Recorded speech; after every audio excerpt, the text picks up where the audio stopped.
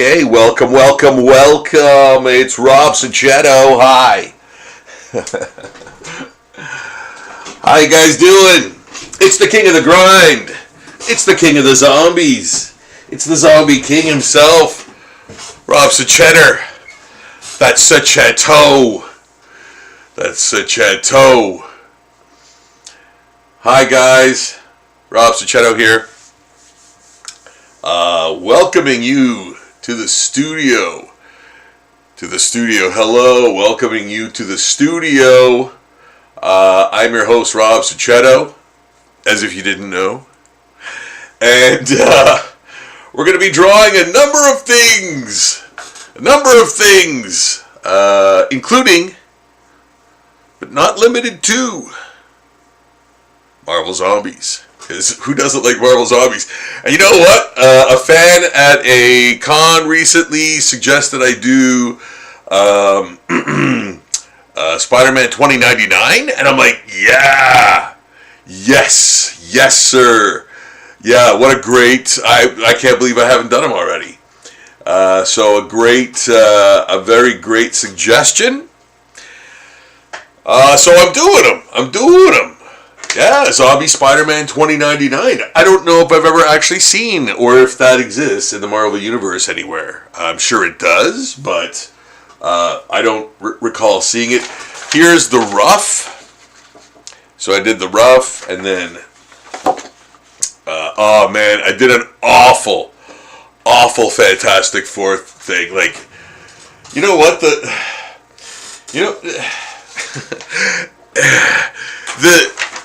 the composition isn't bad, but when I try to draw it in good, like if I try to draw on top of this, it doesn't work. Like if I try to clean it up, but it doesn't work this way either.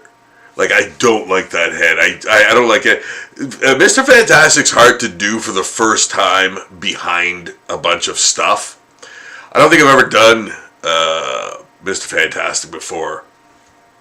Or anyone but The Thing. Because I've done The Thing before a couple of times. And but never the rest of the Fantastic Four. So this is the first time doing them, and I'm not a superhero guy, man. I got like kind of duck feet doing superhero stuff. It's the costumes. It's the costumes. I don't like. So yeah, they're hard, or they're just something I never remember. So I always need reference, and the reference always obscured some way, and then I kind of lose interest in doing it. So unless I remember the costume, like even The Thing has had tons of different costumes. But I guess the most classic one is just him in shorts, and the rest of him is rock. That's it. Does he have boots? Sometimes in the classic thing sense, I don't think so. I think he had boots later on. Boots. So anyway, yeah, that's what I'm talking about, man. Like, it's confusing. So anyway, that's why I'm not like down with superhero stuff. I'm sure quite like, John Buscema was similar, but wow, much more fluid and amazing artist, however. So, but yeah, he wasn't down with the superheroes either, apparently, is, what he would say, right? But he did them so well, like, man, those Avengers issues, oh my goodness, with Tom Palmer inking, oh my god, yeah, that's some of the best stuff on planet Earth, So one of the things that is going to be a challenge with this is because he's basically just blue and red, from what I could gather from the reference. So, like, he's got the red claw things, which I'm gonna dress up a little bit, make it a little more lethal looking. knife-like, knife-like and stuff. And yes, navigate my way around where the black is going to be, because there's going to be a lot of black. There's going to be a lot of, or at least, dark areas. I don't know about pure black because, again, zombie sort of, you're going to have those little nuts and bolts within the black, you know, within the black spotting, right? But I'm still putting it in, though, you know. Even the pencil will, like, appear brighter under the ink anyway, you know. But, so I hope you guys have had a great week so far. I'm going to be taking a bit of a break from the live stream business for a couple of days because I will be in the Sioux at NerdCon, and then right after that is Thanksgiving. So I'm gonna do the next live stream will be like after that, like Tuesday likely, as will a con review. So yeah, if you're wondering what my schedule kind of is, there it is. Yeah. So this Spidey 2099 is coming along really nicely. And again, shout out to the fan. I don't know who it was, but a young man, a young gentleman suggested I think it was Northern Game Con, Northern Game Expo. I'm pretty sure. And he suggested he asked me if I had it as a print, I guess. And I said, no, I haven't done it. And he goes, oh, you got to do Spidey 2099. I'm like, yeah, yes, for sure. And he's like, yeah, he's got this with his suit. And like, he totally knew all about Spidey 2099, man. So that was great. I love talking to fans like that, because, yeah, same. Like, I love Spider-Man 2099. Legit, like, for real, because I loved Rick Leonardi's art, and I just liked the concept. I thought it was kind of cool. Like, I thought the costume was kind of cool, too. I thought the costume was kind of cool, too, so,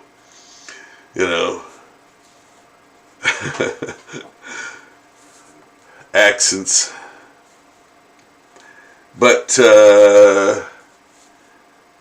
But yes, some Spidey 2099, great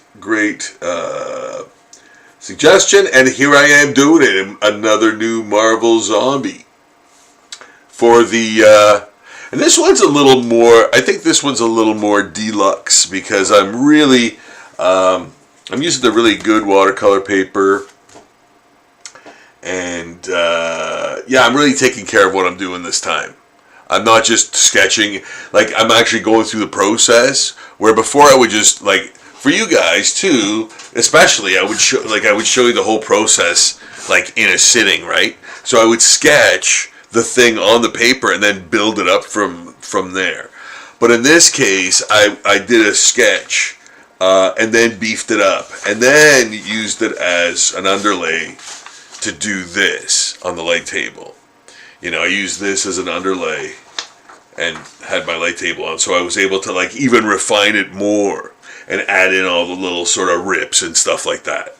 So, it went through phases. It's not the rough. You can't see the rough as much. It's because it's not there, right? So it's a lot cleaner. So I'm taking my care with this one. I don't know why. I just feel like I feel like doing a Marvel zombie like that, like a kind of good one, So yeah, take a little extra care with it. Yeah. Not that the sketch ones are bad or anything. It's just that it's a totally different process, right? So there. Yeah, man. So just explaining how I kind of do it. Kind of how I do it. Do things. There's always a method, you know.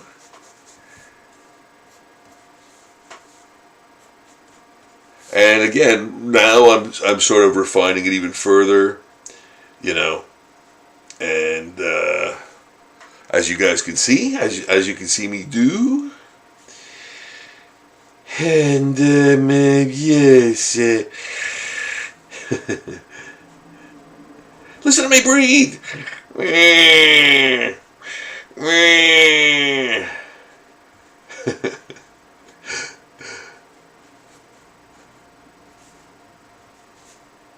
Yeah, I need some Simpsons humor soon. Humor soon. Humor soon. Gonna check the chat. Gonna check early because I was sort of axed to. Where is it? Where is my what's going on?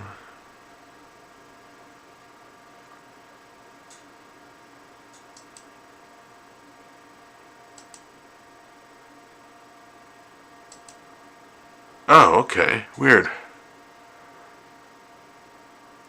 That was strange. Sorry, guys. I was kind of perplexed by the technology there, but yeah, no, I'm better now. Okay. Okay. Yeah. So anyway, I want to do this one a little tighter than just the sketch ones. And plus, you know what? I think superhero, like some of the superhero ones, especially this, I think, kind of need that more approach, slicker approach. So, kind of doing that. Yeah, and I really love how this is turning out. This very much is a Gil Kane type of pose. Again with the Gil Kane. Yes, it's true. What would Gil Kane do? Yeah.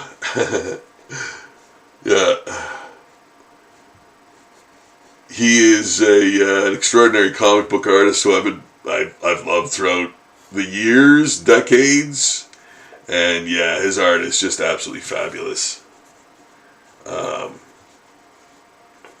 Really distinct, chiseled style. I've mentioned them many times. It's always what would Gil Kane do when I'm stuck for like an anatomy problem or something, man. It's true. Yeah.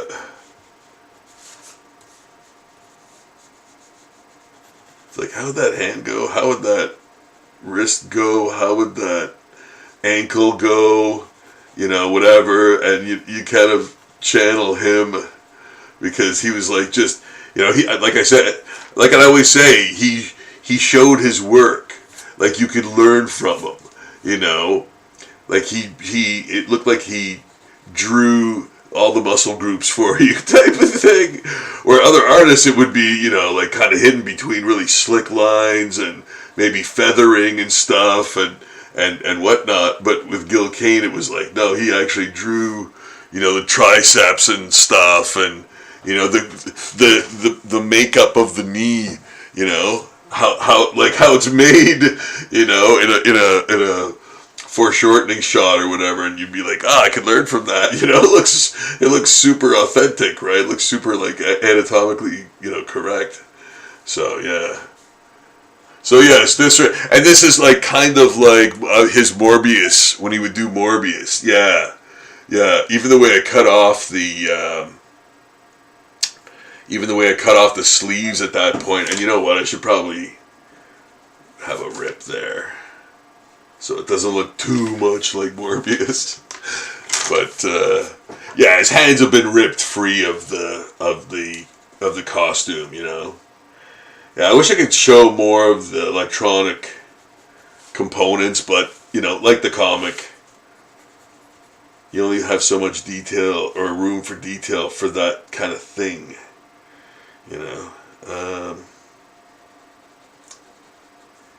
That's probably all. Oh yeah, no, that is okay. Yeah, see, we're making it up as we go along. It's yes.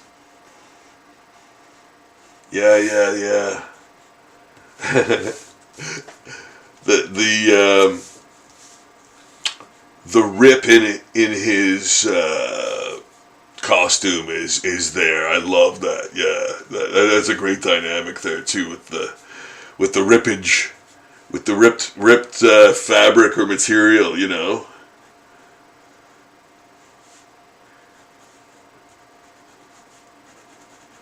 See, I'd almost put his assistant, that hologram girl there, but yeah, there's not. Well, can't remember what she looks like exactly.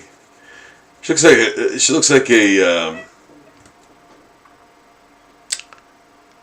like those old timey opera singers with the Romanesque drapery. Yeah, doesn't she?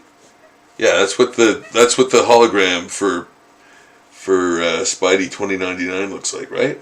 Am I hallucinating, man? No, I think that's right. Yeah, I think I know my Spidey. I think I know my Spidey 2099 a little. A little. I just haven't seen. I haven't looked at the cover for a while, but I think that's what she looks like as a hologram, though.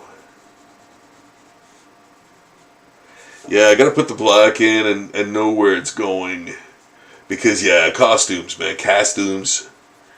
You know, yeah, they're you have to consider them a lot. You know, when you're drawing the thing, you have to consider where the lines are.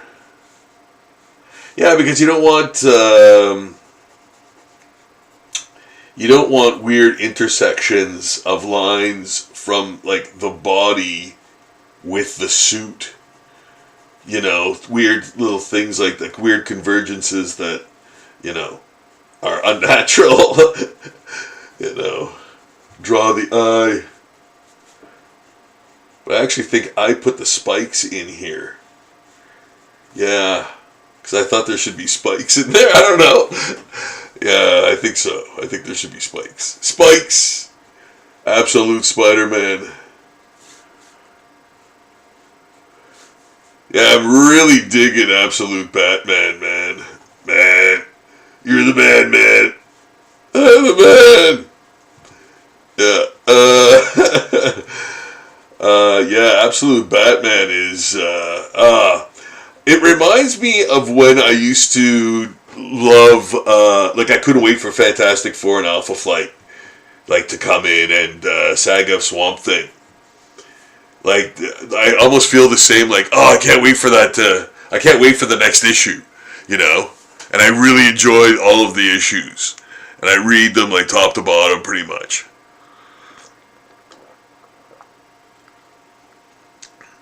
Like, big things happen, man. Like, big, crazy things. You know? It's very cool. It's very cool. I really enjoy it. That and Absolute Wonder Woman, too. And here it is. Here it is. I just don't have the money for all the other things, man. Like, they're $5 a book. They're $5 a book, yo. And then that's not with the exchange. Like here, it's like almost It's like $7 a book. Think about that.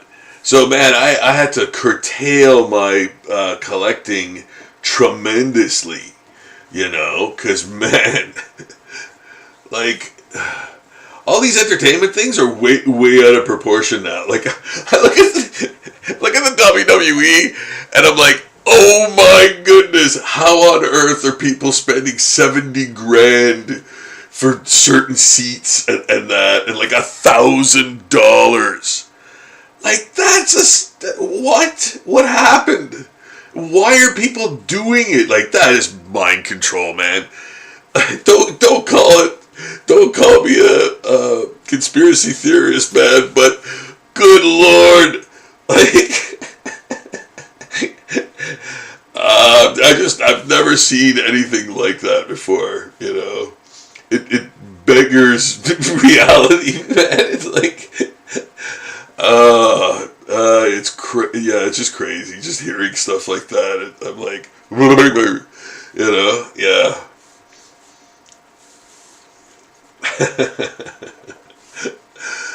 Anywho, it's just stuff you hear, man. It's just things you hear, and you're and yeah, they astonish you.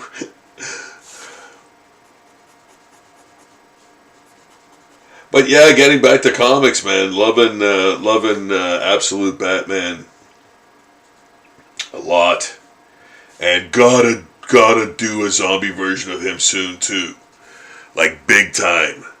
Um, but yeah, he seems hard to draw. Like it's hard to pinpoint exactly what he like. There's I think a lot of artists take liberty with his with his proportions and stuff. So it's kind of hard to pinpoint how big and what his costume looks like all the time, because it feels like it changes too.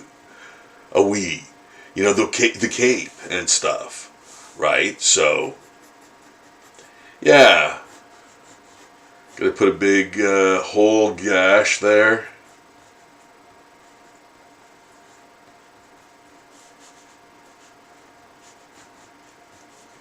Put some interesting, gore in there. You think of the parts that would be more ripped, or ripped the most. That would be like the knees and elbows and stuff like that. So those are the ones. Those are the ones I usually do. To sort of as zombie characteristics. Like if I'm going to put ripped clothing or anything, it's usually there. If it's minimal. Yeah. Just sort of more detail to sell it. To sell the idea, right?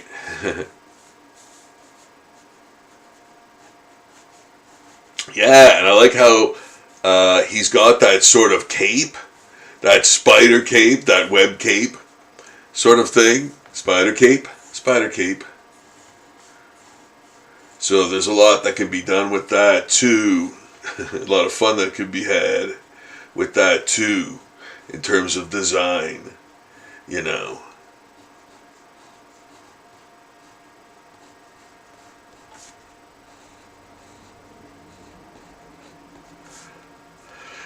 Okay, I need an honest answer. I'm getting this an awful lot lately, and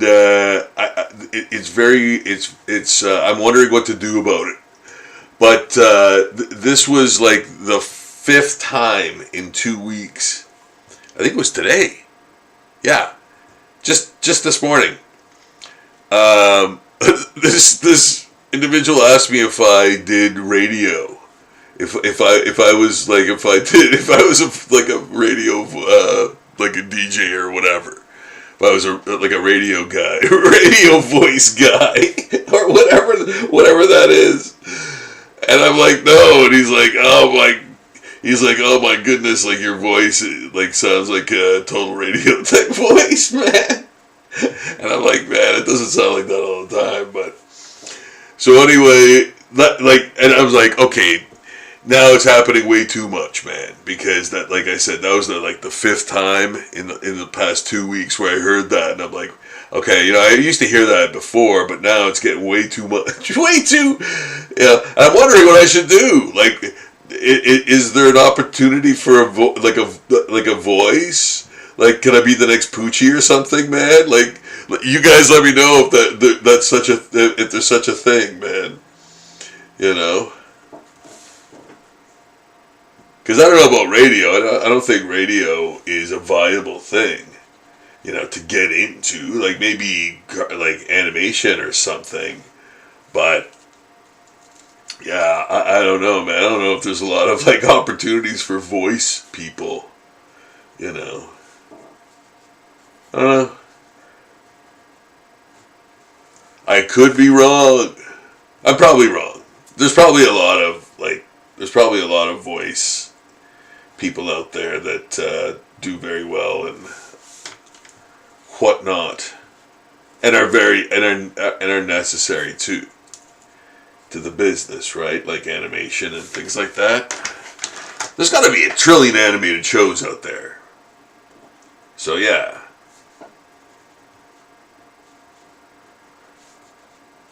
Yeah, so I guess that could be a pretty good thing. I don't think I'm consistent though. That's the thing. That's why I never did. That's why I never really tried to like do anything. It's like being a hand model. You know, I always kind of thought, but it's way more. Like it's way. I know it's way more important than that. Yeah. I just never thought of that. You know, voiceover stuff.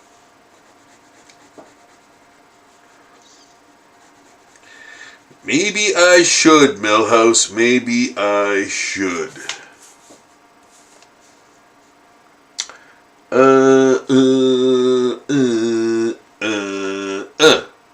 So I'm doing Steel City NerdCon this weekend. Yeah, so for all of you folks in the Sioux, I love the Sioux. I love it, the Sioux. I love it, the Sioux. I love going to the Sioux. It's always a great time seeing old friends and making new friends and trying new foods. What a great place to eat too, which is amazing. Great people, man, and yeah, just always a great time. Always fond memories of Sault Ste. Marie every time I go. So yeah, looking forward to that. Be wonderful to be there again. And I think I will probably end up finishing this there. I don't think I'll be able to get it done tonight. Yeah, so I'll probably end up bringing this. And you know what? The Fantastic Four one. I have to retool that. That's awful. It's awful. Yeah, and I've got a zombie portrait, an actually huge zombie portrait to do. It's a 5-person zombie portrait. Yeah, so got that to do, and a cat zombie portrait. Waiting for more cat portrait photos. But yeah, doing cats, and then I'm gonna try to do those cat portraits live on the live stream because cats were made for the internet, man. So I'm gonna ask the owner of that one if he wants me to do it on in a live stream, if he's okay with that. If he's okay with cat. So yeah. So lots of stuff on the go. Speaking of go, man, I can't wait to get back into the Lego. Yeah, oh my goodness, I miss the Lego. Everything's Italian today. I miss the Lego though, man. Yeah. Can't wait to get back and maybe further the exploits of Lego City, man. Build up because I can't build out anymore. Yeah. We'll see what happens. Stay tuned for more Lego business. Yeah. Those videos I usually put on. Oh, you know what I want to do too, and everyone's done this, I'm sure, but do the whole train and putting the live cam on the train and having it go through the city. I want to do that too. So yeah, we'll be doing some Lego videos on the video portion of the channel. There's some there right now if you guys want to check those out. But if you want to check those out, they're there. Yeah, so Looking forward to those. Looking forward to those new Lego vids that I'll be doing. Yeah, those got pretty good, quite a few views, man, for sure. Like hundreds of views, I think. Especially that Lego, the live or the stop action Lego thing that's on the channel too. So yeah, you guys gotta check that out, man. It's a stop action Lego thing I did with a friend in high school. And it's a movie, man. Like it's an actual movie. It's 3 minutes long, but it's like stop action, man. It's like stop action, man. Yeah, so I'm gonna put a lot of nice, like crazy crinkles in there, and you know, yeah. Because that's great, you know. And this is going to be red. That's going to be red, right? That's going to be red. Yeah. Okay. I think maybe this actually goes behind. I don't know. That's the thing. I never remember costumes, man. I never remember. That's why I had to like really identify where all the parts were. You know? Yeah. So.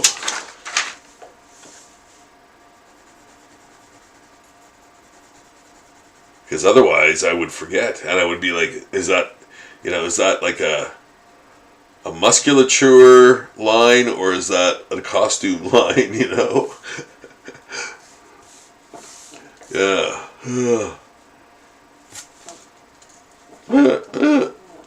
How do you like my fart chair? My constant fart chair. Yeah, I gotta get a new chair, man. I know I keep saying that, but yeah, I gotta get a new chair. There's some nice, that's some nice, you know, Bernie Wrightson-ish, Kyle Hotz, you know, that kind of feathering with the veins and with, you know, with the nice, you know, drop shadow on the vein there, you know, that kind of stuff.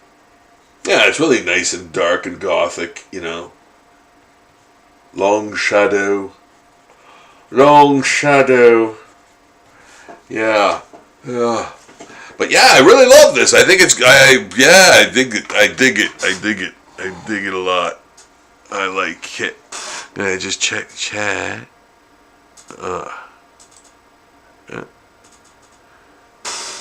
Philip Kennedy, hello! Hey, Philip, how you doing? Thanks for the friendly hello. Thanks for watching.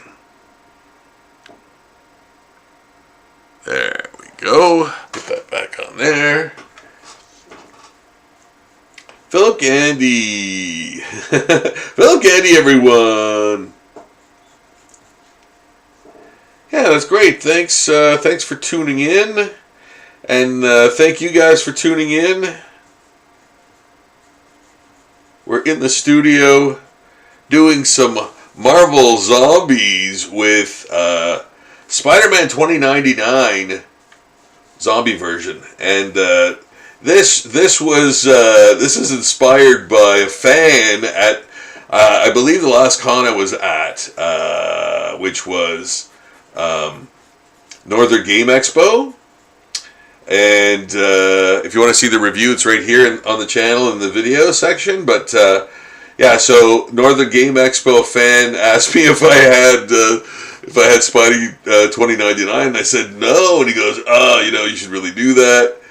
That would be a great one." I said, "Yes, indeed it would." And so here it is. You know. So yeah, I am doing it. I love my fans, man. I love taking suggestions from folks, and you know,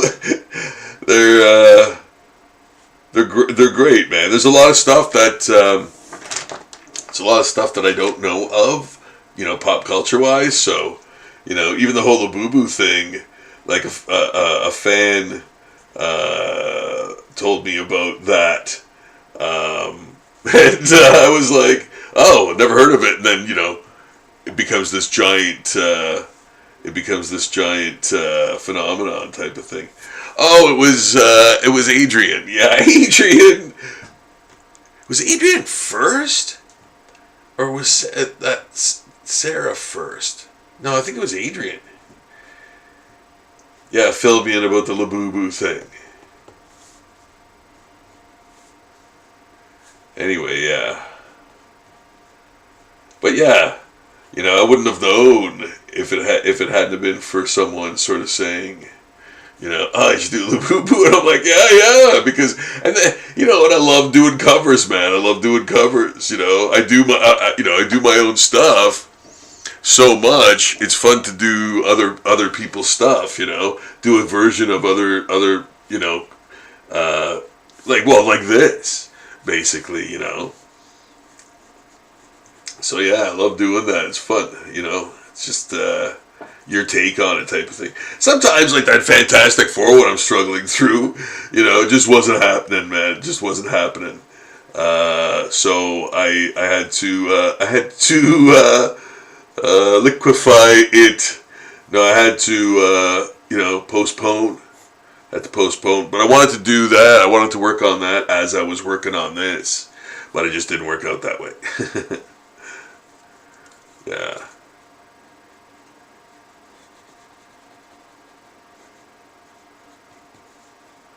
It just didn't work out that way. Yeah, that Mr. Fantastic's hard. I'd like to do him by himself, I think, first, and then do the Fantastic Four group. Yeah, I know it sounds weird, but man, like drawing, like these, heroes in pajamas type of thing almost. It's just weird to me. It's just weird to me, Yeah, so. But man, like comic book artists make it look so easy, and I try to do it. It looks really awkward, man. Like superheroes, man. Yeah, it's just funny.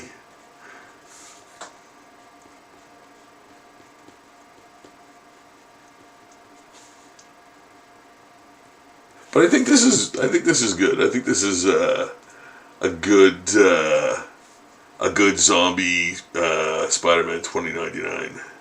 Yeah, like don't get me wrong. I put the effort in. I can do that. But for the most part, it's like I'm not naturally a superhero drawing guy.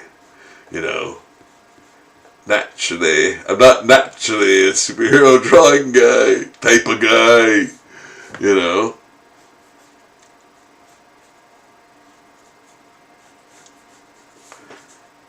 But I do enjoy the challenge.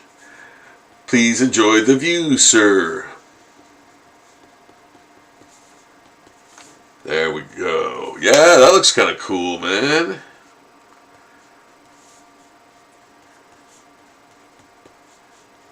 And then, we'll put more. We'll put more when we ink it.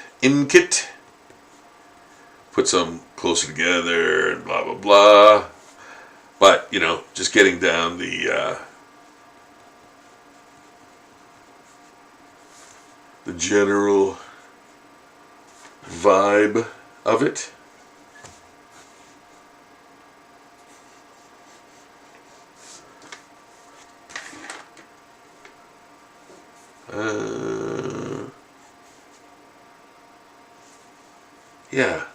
Yeah. Yes.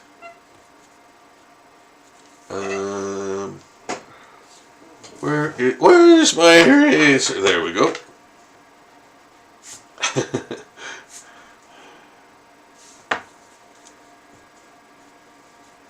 So, I hope you guys have had a great week so far, and as I mentioned earlier, I will have to be taking a bit of a break from the live streams because of not being anywhere near the live stream. I'll be at a convention out of town, and until we develop live streaming capabilities for out of town cons and stuff, which who knows, that might be a thing in the future if you guys are interested. You know, we can do live streams from cons, or at least partial ones anyway. You're not gonna want to, see the whole, agonizing. I'm not gonna. Or I don't know. Maybe that's a thing. Maybe we could try doing something like that where people just tune in, for the whole thing. Yeah, you just have the camera there. I don't know. We'll see what happens. I don't know what people watch. But no, you know what? I know that I've watched like artists do stuff from time to time on YouTube. YouTube, and I enjoy it. I enjoy it too. So that's why I was like, since everyone's sort of been asking me to do this for years, I'm like, yes, finally, for sure, I'm gonna, end up doing live streams, right? Because a lot of people have been asking me to do that. So, but there, I think that's good in terms of completeness, completeness, completities. And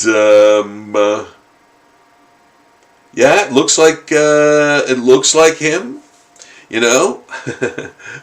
Well, that's a consideration, man. Like, that's the thing. It's got to look like the guy that it's got to look like the character it's supposed to look like, right? So yes, I think it does look like him a lot. So yeah, we got make that wrist come out a little more Wrightson-ish, Bernie Wrightson-ish, Yeah.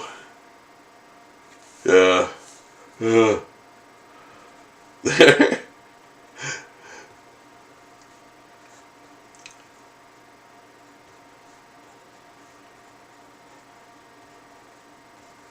There. Yeah.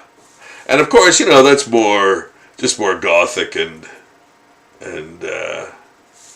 dark,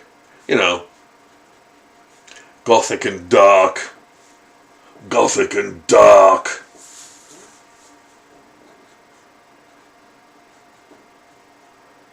There. That's more gothic and dark than this. Yeah. Well, you know why? Because it's smudged. That's why. Yeah, it's got smudge. It's got Smudge the cat on it. So okay, well there we go. There we go. It's all done now, and now we can begin the washing process. We put the washes on, and I got to make sure that we don't go into that clear webbing, right? Webbing. So while that dries, first got to put it on there. Got to put it on there.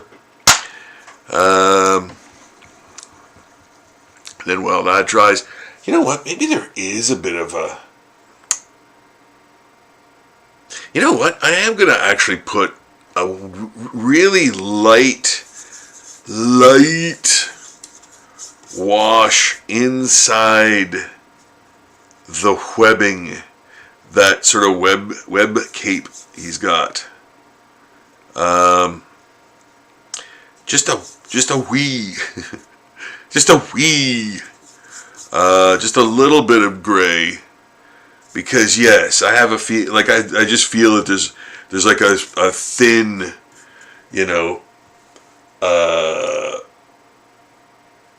filament in there or something, in between those like web threads.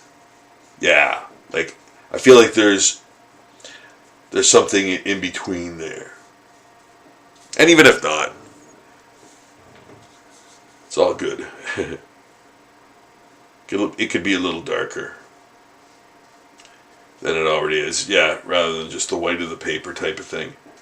You know. Babbling old fool.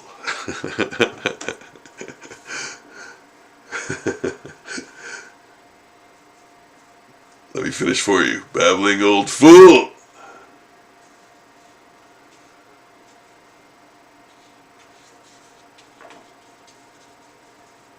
It's art talk. It's art talk. Speaking of art talk, I've just completed and printed Bartok. That bat creature that somehow has its own film franchise. Someone asked me to do him, and I was like, okay. Yeah, he was from Anastasia, and because I did Anastasia, thinking that she was a Disney princess.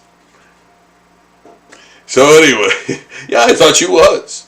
And so I did Anastasia, and I think I had like somebody asked me for a print. So I had the print, and that's where that fan asked me if I had Bartok, Batrock, Bartok, yeah.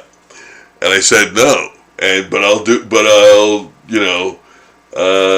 do him because he's just like this pink albino bat, right? How could it be? And so I did, I checked him out on Google, and Googled him, and was like, wow, he's got his own film franchise. Who knew? Because I'm like, yeah, that's kind of odd. Like somebody asking for like an obscure kind of character from a pretty obscure movie too. Anastasia, I don't think is like huge, or maybe it is. I don't know, but it seems like some people are huge fans, but I didn't think it was that big. But anyway, yeah, I'm like, wow, that's kind of odd for someone to be asking about this character from this, pretty old too cartoon, and then I realized, oh man, this character is like, they spun him off into other movies, man, his own movies, so it's like, good for him. Yeah, I thought that was crazy. So then I'm like, oh, okay, that's where I guess people are like so into him,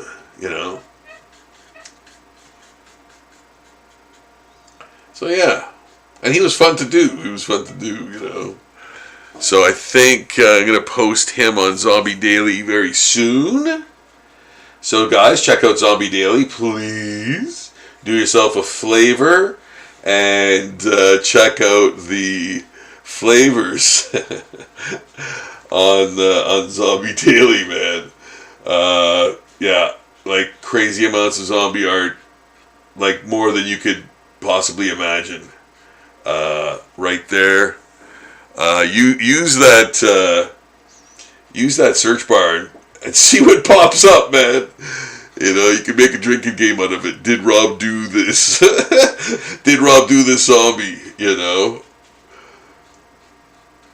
So yeah, it's pretty crazy, man. Lots of art there. And that sort of fuels, that's where all of this basically art goes when it is completed. All the art that I do here and at conventions and things like that, that it all ends up going onto Zombie Daily for fans to check out.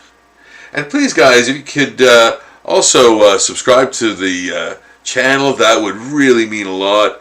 My goodness, I can't believe how close we are. Oh, like we're just so close to sort of reaching a loftier position in the algorithm stream. So yeah, we're very very much looking forward to hitting that goal and surpassing that goal. And with your help, maybe we can do that. Become a thing, and entertain and have more people enjoy the work, right? Reach more people. I'm all about that. I love that. I love that's why I love going to cons, doing cons still. Like I do them by myself pretty much. I usually have someone drive, simply because of safety, because doing out of town stuff, and doing a con and then driving back is not good. You're wiped out. You're high, but you're also wiped out. So, but but otherwise I do them by myself, and I do still enjoy them, man. They're a lot of fun, and I love engaging with the fans too. It's wonderful doing that. So, yeah. And again, I'll be at the Sioux Blaster this weekend for Steel City NerdCon. Steel City NerdCon. Oh, Steel City NerdCon. do do do do do do do.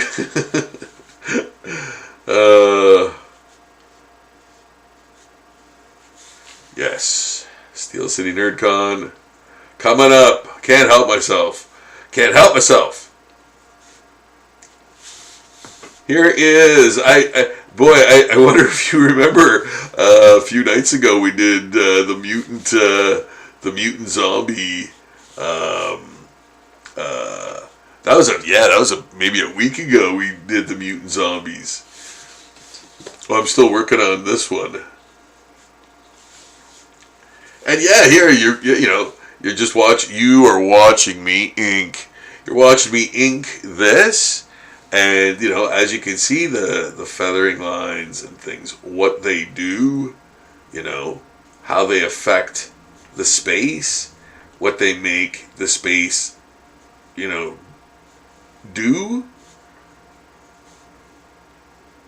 Wrapping around, or lying flat, or whatever, creating those lines that signify the shape.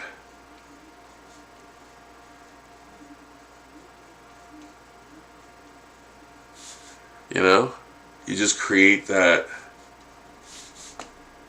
because you're like, oh, you know what? That's kind of like it's kind of like a mushroom or something texture. So you're using a modified mushroom texture that you because you've felt it or seen it or more, obviously feeling it, and that is much better, like experiencing it on that level too, like things that sort of affect your art, like feeling things like in nature,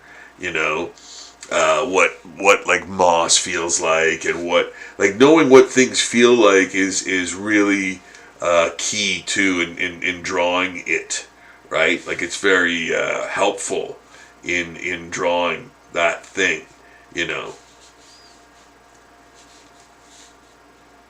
because you know it now, like you've felt it and you've experienced it, you know how to interpret it now, So yeah, all your experiences go into your art. It's just that, and that's why every piece of art is unique. It's got its own voice. Now, I didn't say every piece of art is good. I just said every piece of art is unique.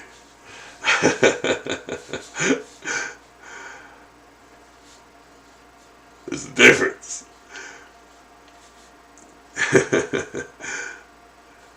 Everything can be appreciated on a level, you know. So yeah, uh, yeah. Everyone's art is unique, of course, to them specifically because of their experiences, and that's another really great thing about if you feel like picking up a, a sketchbook and bringing it to the park with you every other day and drawing some stuff or drawing things on your commute or funny little comic book characters or like little characters you make up or whatever things you see, like a daily visual diary, stuff like that. It really is, it's cathartic. There's so many great valuable things to that too. Plus, you have a sort of a wonderful visual record of something that you can't just take. It's not just taking a picture of something with your cell phone. Like you actually made that. You created that, right? It's not just a memory like that's in your phone. It's an actual tangible thing. That you created at that time. Date it, man. So. Yeah, but it's a wonderful thing, and that's why I always encourage people to draw and never mind the stakes. There's no stakes. There's just you drawing and having a good time, and enjoying it. No enjoying it, just enjoying it, and for what it is. It's just a relaxing, calming. Exercise, doesn't require much energy, but your creative parts, your creative brain parts,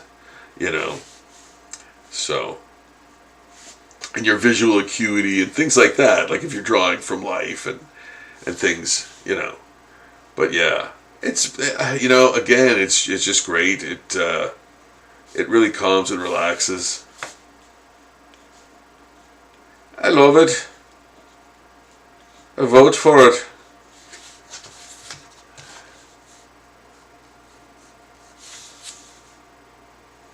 There.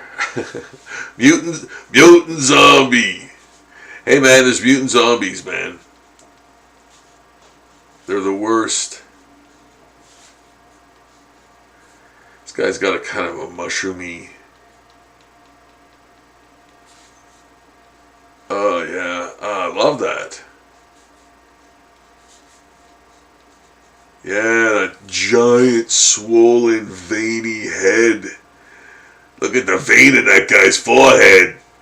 Yeah. Yeah.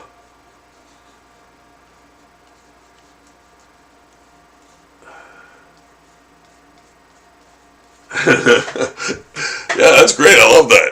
Thump, thump, thump, thump. So, uh,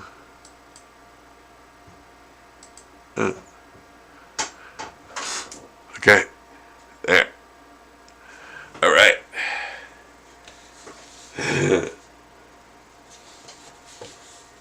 So there we go. We're just adding some nice, rich inks into this mutant zombie. Yeah.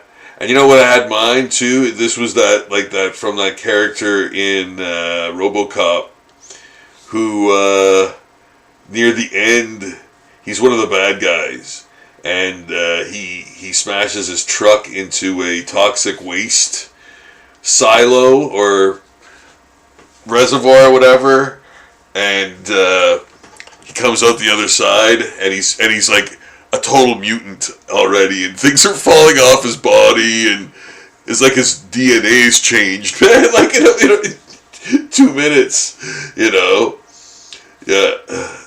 But yeah, he's really messed up, man. Like really, like absolutely mutated, Yeah. And then he blows up. And then he blows up. Yeah. Like a watermelon.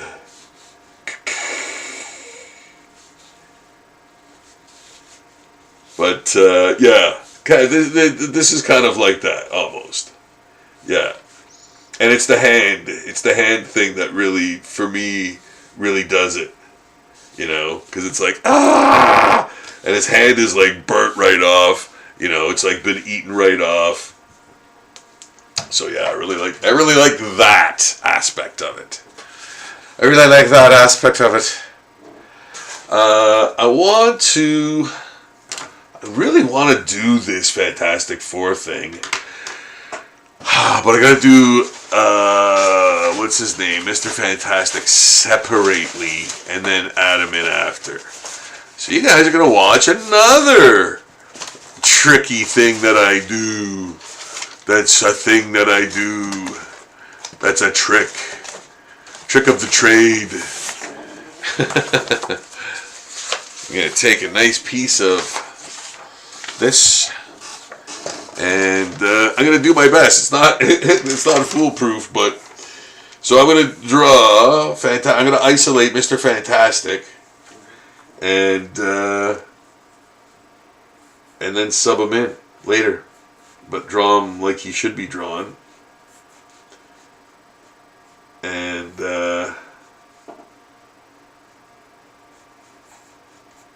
sub him in after. Like I said. But that's just it, right? I'm trying to find the best way to do him.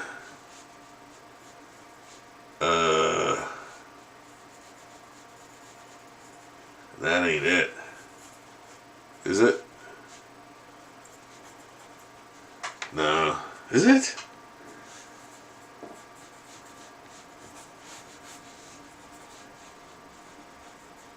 Yeah, kinda. Yeah. Okay.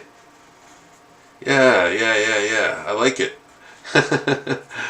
Yeah, at first I was like, yeah, I don't know, but now, yeah, I like that. And his hair is like, then his ear is gonna be there. Okay.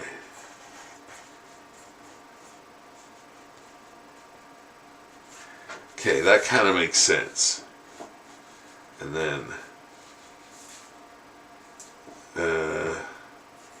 no.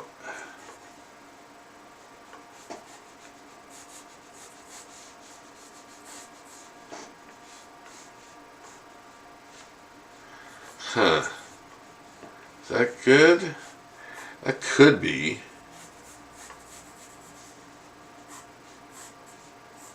Yeah. Yeah, it almost looks like a snake. Yeah, okay. I like that. But no, his chest would be... Yeah, his neck is... Yeah, it's weird now. I don't know. Okay, let me step back here for a mo. Alright. What? What? Huh? Okay.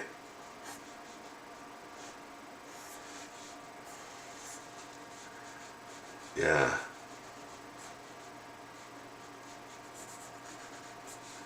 Yeah, and that's just, and again, this is, this is the working out phase still. So, obviously, right? So I'm still working out, but I kind of like where that's going. You know, and then maybe have his other hand come out here. I don't know, we'll see. But, yeah, his chest is here. And, right? Is that right? Yeah. Okay. Still looks weird. I don't know. Like, it's that neck, man. Yeah. I like that body part, but it's the neck that's, like, it's... I don't know him. That's the thing. I don't know. Like, I do, but... like, that... Literally, that is the thing. Like, I've read the comic so many times, it almost, like, escapes me, you know? like the characters and stuff. And, like, I'm going to make him too big again. And that was the problem the first time. Because Sue Storm is... Unless he's looming. Yeah. See, it always looks good. Like, I could never reproduce this because it's wrong, but it looks right there. You know? Like, even the Human Torch I can actually fix. But Mr. Fantastic, he's always a pain in the arse. Like, it's true. For me, anyway. Okay, I'm going to try one more time. One more time. Okay, I'm going to try one more time. This is the process, guys. Like, I'm not even kidding, man. This is the process. Because I don't know the character all that well. Although I do. You know, I've read the comic for billions of years, but, you know.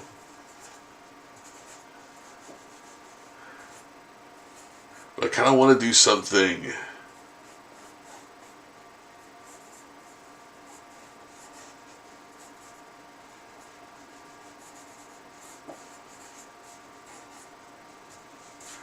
Yeah, I kind of want to do something like tight.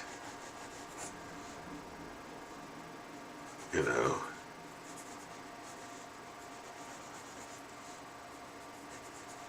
Yeah.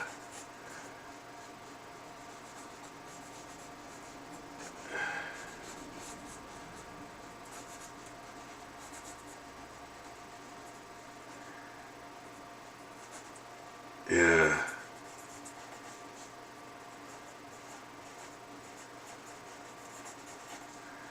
Yeah. Oh, I love that. Okay. Now I think I'm getting there. That neck is tight too. You know? Okay. And you know what? Yeah, his body is in the distance. Yeah. Okay. Or he's doing this. Yeah, okay. I needed to see past the other characters. That's what I needed to do. And again, guys, that's process for you. Like, I know a lot of you out there love to see the process and have been asking me about it and how it works and what do I do first and all that stuff. This is this. While I'm waiting for stuff to dry, I'm trying to figure out I'm trying to figure out the pickle matrix of this drawing here to make it right, to make it make sense. And sometimes that it's like knocking your head against the wall. But I think I cracked the code. So that's great. So here I go. I'm going to finish what I started here. I love that. I love that. Yes. He's almost snake-like because yeah, he's kind of lost function with some of the things. And a lot of the stuff won't be seen because, like, again, I had to do it separately. I couldn't figure out his body within the structure of the other characters, right? So that's why I'm doing him separately, and I'm gonna trace him in there, you know. Yeah, but there, I love that, and again, like, it's too bad some of that won't be seen, or a lot of that won't be seen, but I really love the way his body goes. Like, again, he's a hard character to do because of that whole stretchy shit, right? Or, sorry, that's the whole stretchy stuff, right? Yeah, like, he's difficult that way, in that way.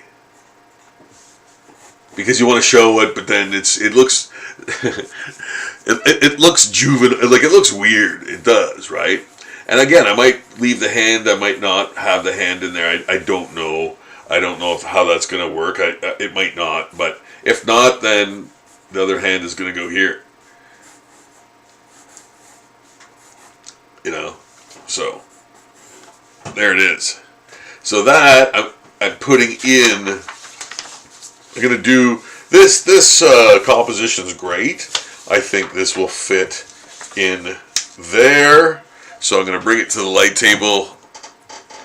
Not now, but once more, and trace it out on a nice piece of watercolor paper and have it. I think I'll have that ready for the Sioux this weekend, and I'll be working on the Fantastic Four at the Sioux Blaster. Nickel City, not Nickel City, but what is it again? Steel City, Nickel City. We're in Nickel City. Steel City NerdCon happening this weekend in the Sioux, so I'll be there. Looking forward to that. I love it, the Sioux. Yeah, I love the Sioux, man. Love the Sioux. Lots of great fans and friends and everything there, and that's wonderful place. So that's a 2-day event happening this weekend.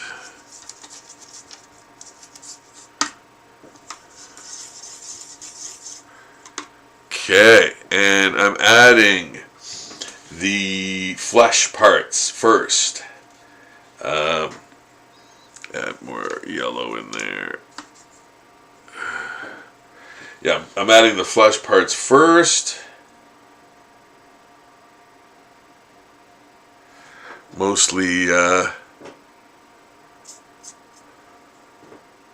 that sort of grayish, greenish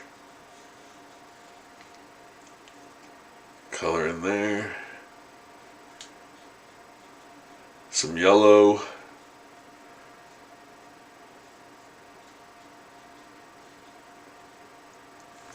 Yeah, that's good. That's good. And yeah, that's almost like, it's almost white, but it's coming out a little bit darker on here, which is fine. It's fine. We're fine. Yeah, there. Wow. If you saw, yeah, if you could, yeah, that pigment is almost white in there, but it's really coming in gray here. Again, which is fine. I'm just saying, the looks are deceiving.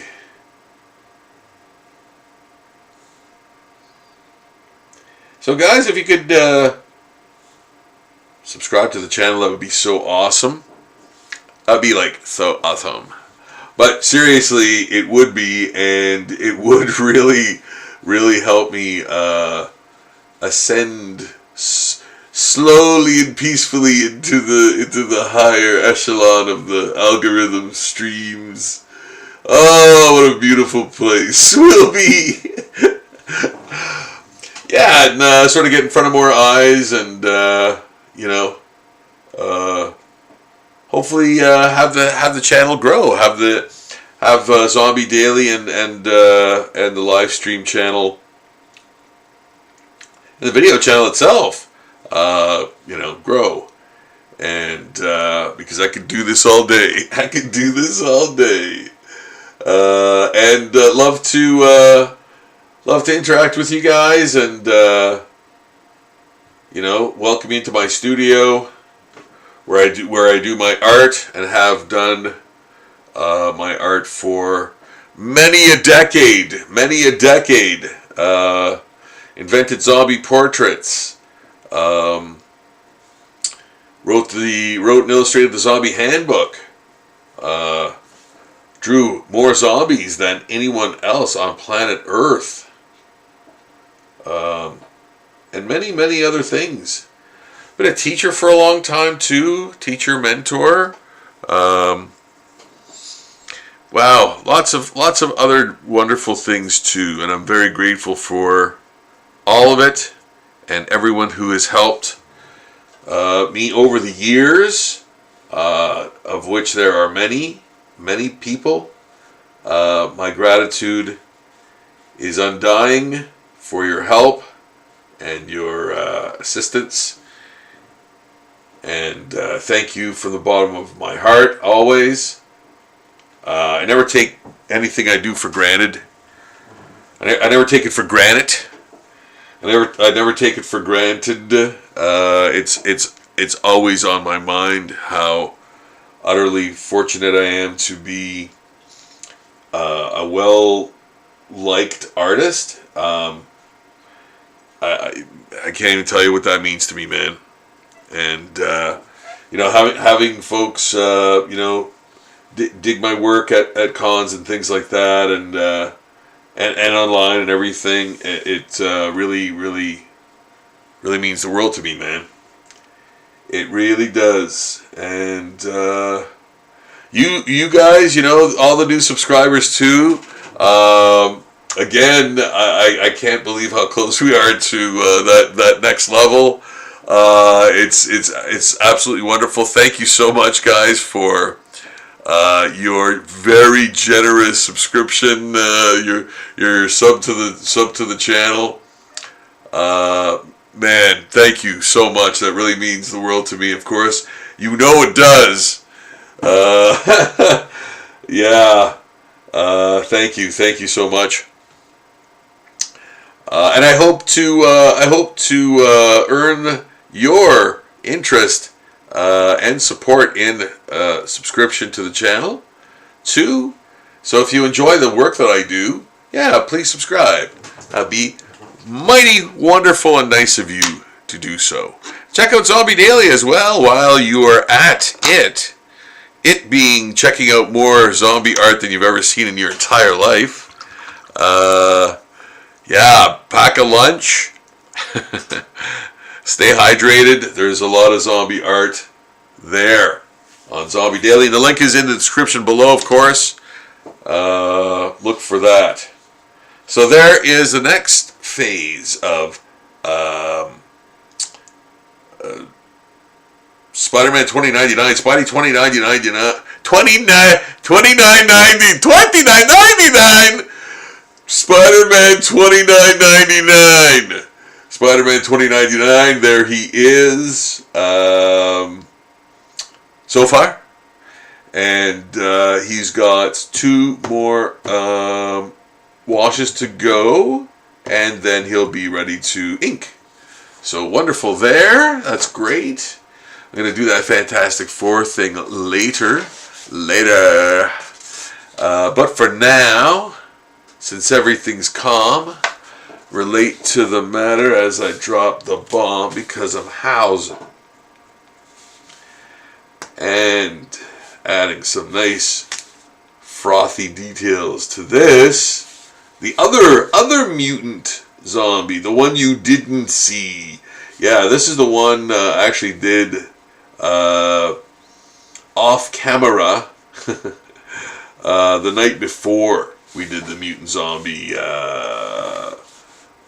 tutorial. And treat it like a tutorial. I think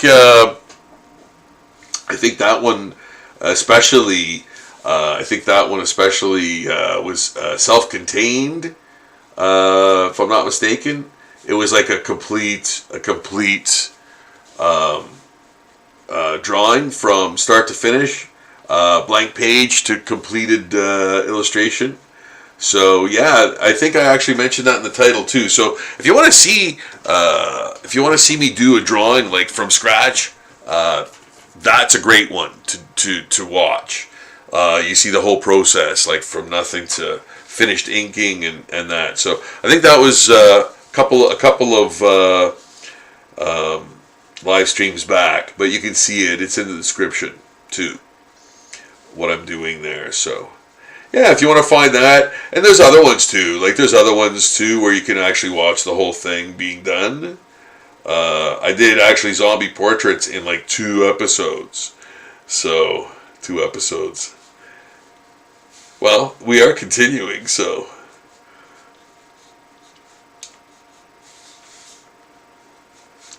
I'll be the longest running show after The Simpsons. WW or Raw or whatever, I guess. Or yeah, I guess Raw. Did they claim that too? The longest running television show? At the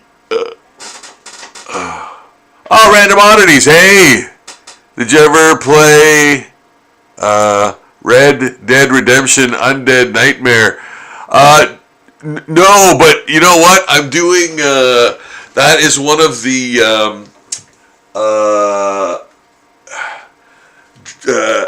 suggestions. I'm looking for, because I actually wrote it down somewhere, but I don't think it's here. That was one of the suggestions that I wrote down this last con too. Red Dead Redemption, and then they told me the 2 characters. So yes, I'm going to be doing that soon too. I think it's upstairs. Yeah. Which is where it should be, because that's where I'm going to look for the characters. So I'm going to find the reference. So yes, I am going to be doing Red Dead Redemption characters, by the way, as zombies. I have not played the game. I don't play video games simply because of time. And otherwise I'd be all over that stuff. But no, I don't, because I just don't have the time to. People ask me if I watch like series on TV, and it's like whatever series, Witcher, whatever, and I don't have time for a series. The only thing I watch is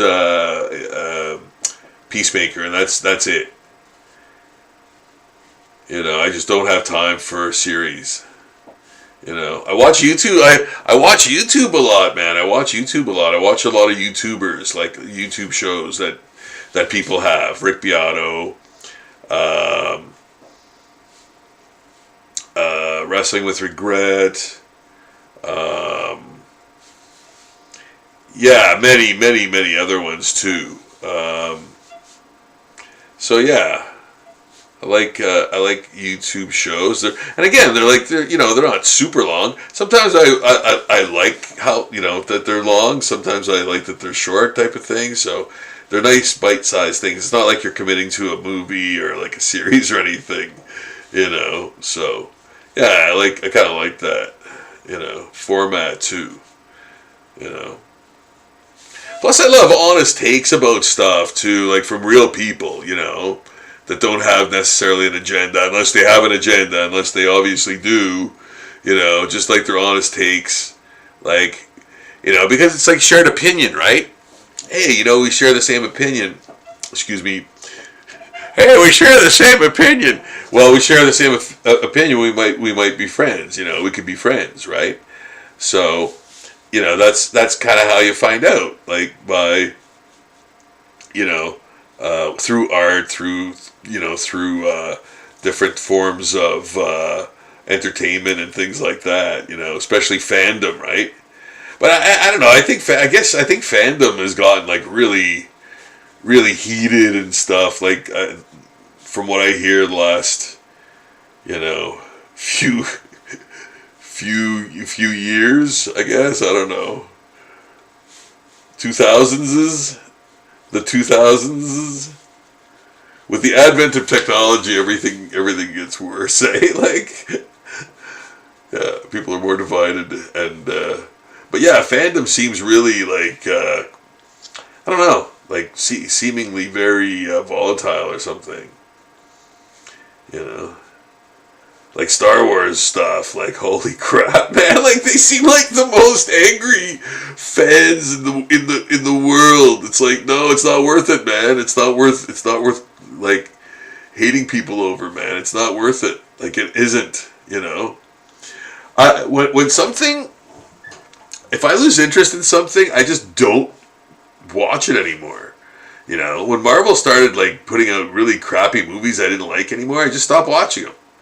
You know, I didn't like protest or anything, but I know like people make money online doing that kind of stuff, right? Like, you know, you have to immediately say it's the worst, right? You know, find all those things, but you know, when you watch movies from the 70s and 60s and things like that, like all the things that they talk about are in there too.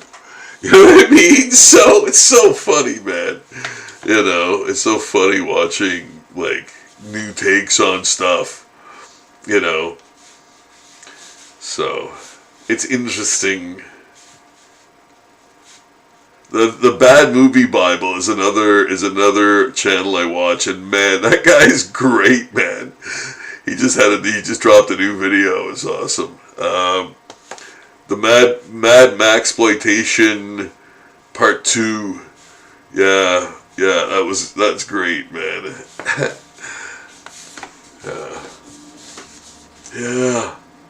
So a few channels I subscribe to, you know, going back and like liking all the videos, because I realize I have that option to do that on my remote thing, you know. So going back and liking all the videos that I watched of theirs. Yeah, I'm like that. I'm a nerd.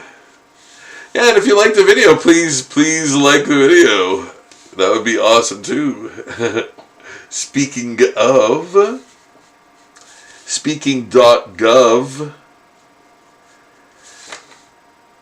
There. Some nice detail there. And now we go back to Spidey. Spidey 2099. What? Yeah, okay, that's okay. Alright, so that's red. That is also red. That's red. This is red. And that's it.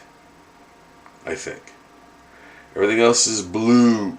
But I think I want to add a little bit of... It's too... I find the skin a bit too gray. It's gotta... I have to add some color in there. Some yellow. Yellow. Yeah, something warm. A pale yellow to warm it up a little bit. Yeah. Yeah. Yeah, that's what it needs. That's what it needs. That's what it needs. That's what it needs. Too much. I'm gonna have to tone that down. Tone that down, mister.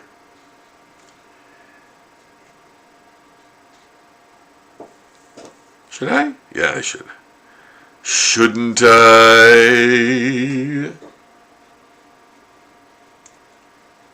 There.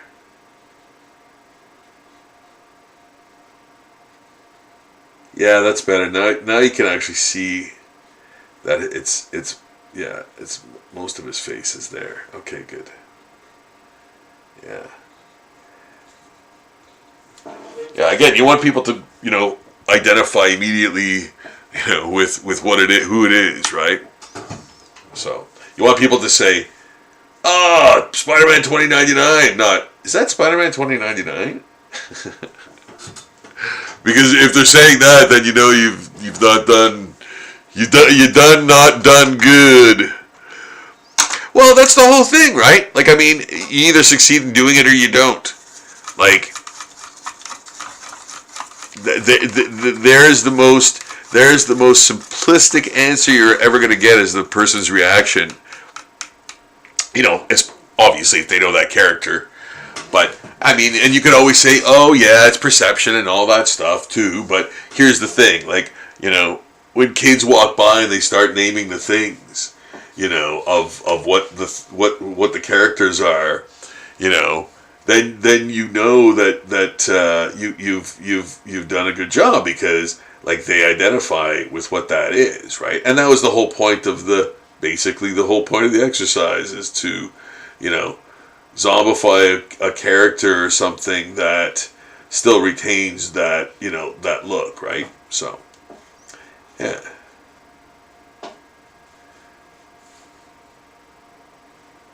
So you either succeed in doing that, or you don't.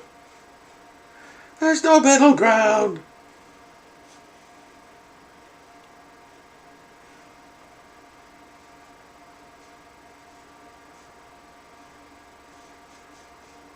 Yeah. Yeah. Yeah, I love going to cons. Doing another con this weekend. Yeah. Steel City Nerd Con. Looking forward to that. Con, you've been con so long. I gotta stop it. Stop it. Yeah, that's going to be black in there. Nah, Mr. Black. That's going to be black in there. So I'm going to just go over it. Obviously, that's going to be blue, so I'm going to leave that. But I'm going to go basically coloring book, staying within the lines there. But here I could go over because that's black inside there. Know what I'm saying? You can see what I mean here. Where, like, that inside is black. And actually right up, even up to his chest here is black. So, you know what? I'm just going to do it all red there. And then, so the blue's going to go like right next to it. And then when the black is filled in, you'll see how the difference in all of the colors look. But yeah, those things you have to consider kind of too when you're doing it.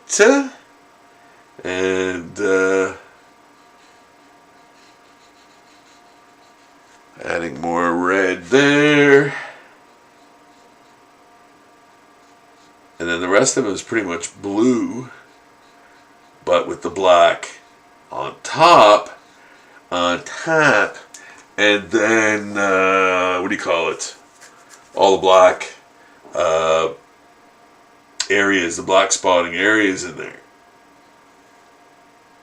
I have a feeling that goes like that. I don't know for sure, but I think it does.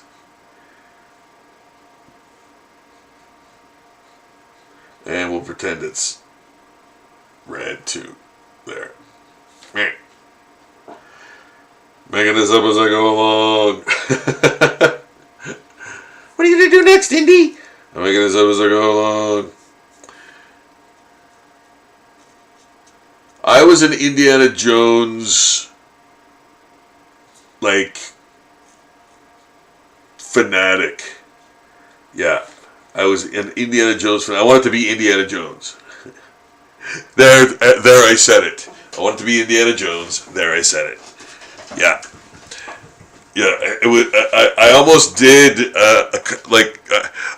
I saw Raiders of the Lost Ark at the theater so many times. I had it almost like memorized, and I started doing a comic of it. Like I started doing a comic book version of Indiana Jones or Raiders of the Lost Ark. I got to the point where that Stapedo guy comes out, in the catacombs there on the iron spikes. Yeah, I got to that point, and then I was like, no, I can't do this anymore, man. I was like, I don't know how old I was, whenever Raiders of the Lost Ark came out.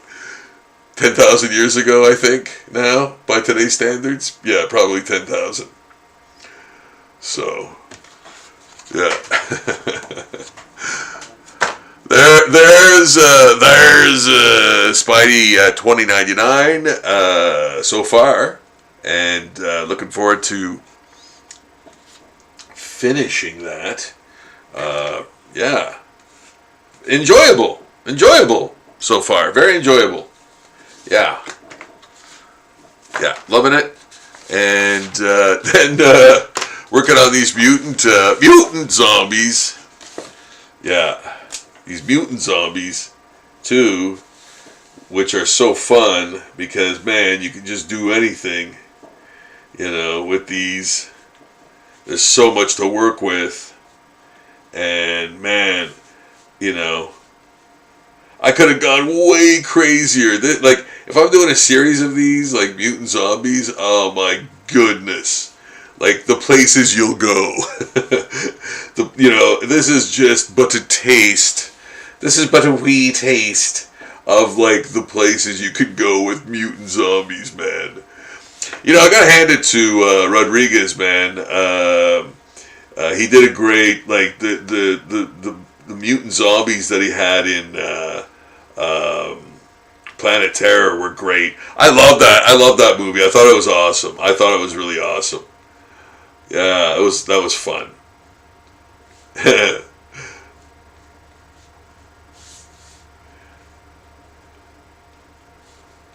that was great. Like a lot of just crazy nonsense, man. But all the more fun, like, And the special effects were great, man.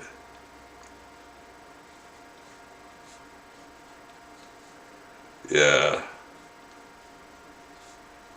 I'm surprised I haven't heard how woke that movie was on those from those channels, man. The people who always the boy who cried woke. Those movie dissection review channels, because that movie was as woke as wow, I couldn't believe that. If you're into that kind of thing. But no, I thought I loved it. I thought it was great. Yeah, like, so many cool, like like the splatter, man, and all the stuff, like all the different plot lines converging, like what's his name, Josh Brolin, and like just the start of the zombie plague and all that, and then Fergie for some reason, like out of the blue, and all that stuff. No, I really loved that. I thought that was great, man. Yeah.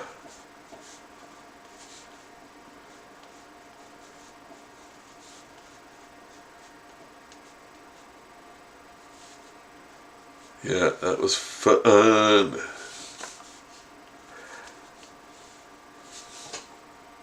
More. And this is so fun to do because, like, again, like, you're creating a mutant landscape of, like, fleshy nubs and weird barbs and veins and like burnt flesh and all kinds of lesions and bruisings and, like, all kinds of stuff like that, right? So, and, like, connective tissue and like melting flesh and marrow and stuff. So you're creating all that as you sort of go, and you're trying to think, you're trying to, like, recall those elements, so that you can channel that better, right? Pepperidge Farm remembers. Yeah, like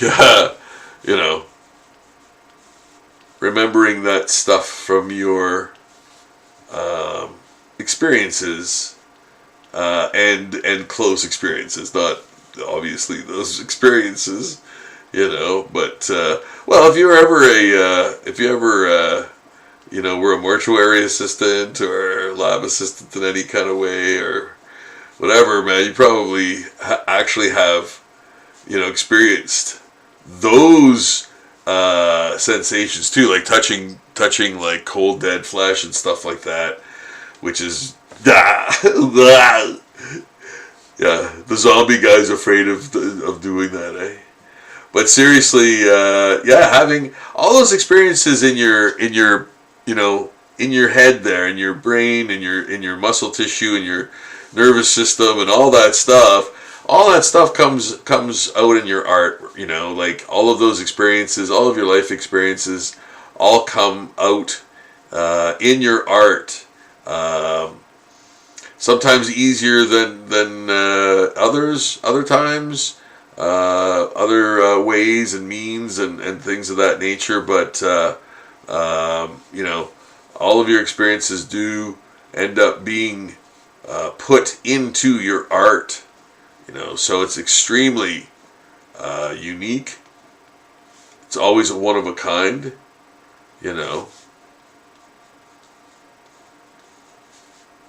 And it's yours, and it's you. It represents you, And it doesn't have to be good or anything, whatever that is. That has nothing to do with, like, the aesthetic quality of it has nothing to do with its value, as to showing, leaving parts of you in there, and communication, man. Communicating with people.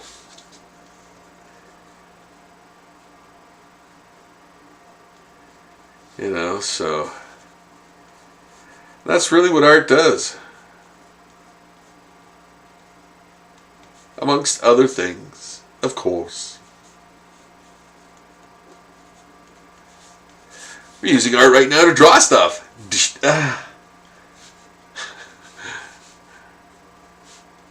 But yeah, the therapeutic side of art is there too, of course, right? And I always talk about that as being like really important, and it is, man. It's really great to experience that sort of relaxation through art, There. How about that? Super mutanty. He's got to be more mutanty.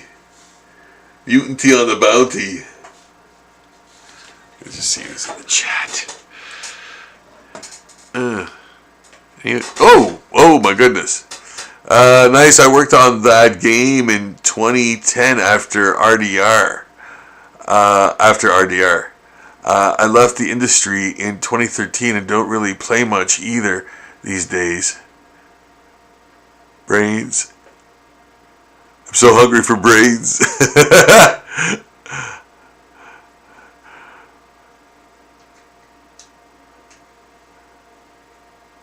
Coney the Conehead. Welcome. Random oddities. Yeah, I left the industry in 2013 and don't really play much either these days. Yeah. I find it hard. It's just time. It's hard. So shout out to Random Oddities. Shout out to Coney the Conehead. Guys, thanks for watching. Hope you're enjoying the program.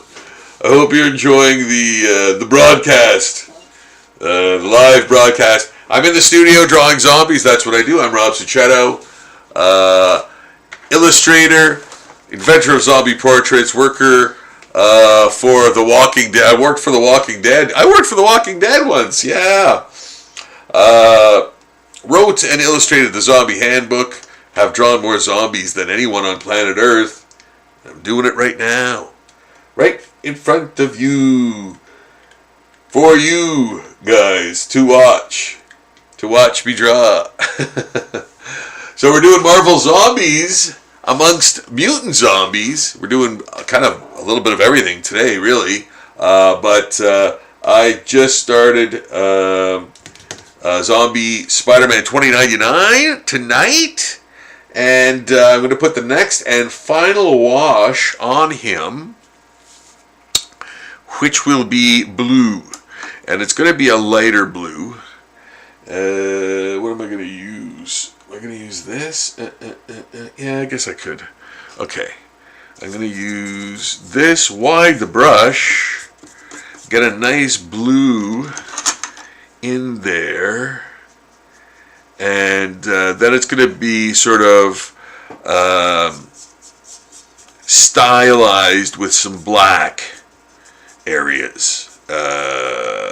But the black's going to have sort of nuts and bolts in it to make it seem a little dirtier, you know. So, but let's go here with the blue first. And that should be okay because a lot of it's going to be black afterwards. And put that there, that there.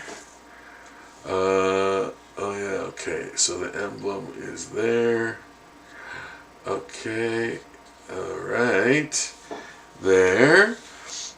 Might have to use a different brush, but let's see. Let's see how good I am at this. Still got it. Oh.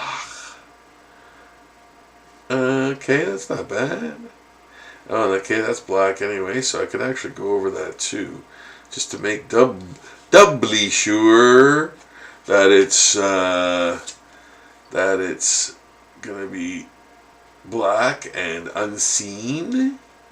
And then this torso, I think I'll do that. Yeah, and yeah, there. The rip in the clothing. And then, oh, he's gonna have a little pouch, you know, little zombie crotch. Zombie crotch. There. And yeah, I really like this. I really like this. You know? It's true though, I do. Yeah, I think this is the best Spider-Man I've ever drawn. I'm not a fan of drawing Spider-Man. But this version, I don't mind. I don't know why. Maybe it's the mask. Yeah, I don't know. I really like that. I think his face looks great. Like, yeah, I think he looks awesome. Hope you guys do too. No, I really like it. It's one of those ones where I am actually happy with it, and I've been doing a lot of botches lately, man. I've just been I've been so busy, and I find myself having to, fix things a little more, and often, and not getting it right away, Yeah. So when there's a win, it's a noticeable thing, and I really like the way, like, even his body shape, and like the what do you call it, anatomy about him and everything is good. His proportions are good, and especially for a zombie. And he's a bit angular and stuff, but that's great. Yeah.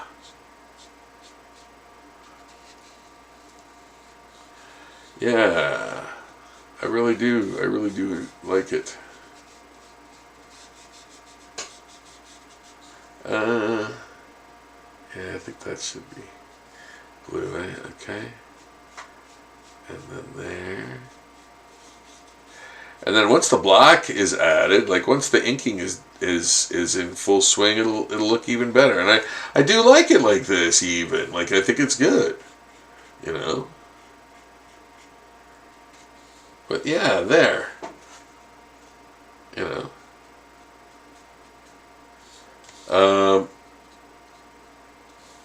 I'm gonna do the hat, the mask.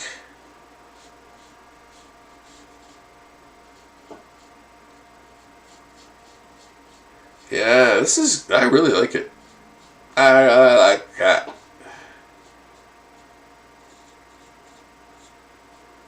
Yeah, I think it's the kind. You know what? I think it's the way I did that rip thing too. The way he looks like he's got like a spiky head or horn or whatever. Like he doesn't, obviously. It's the rip in his mask, but it kind of looks like that, right? So it makes it look kind of interesting and weird and neat, you know.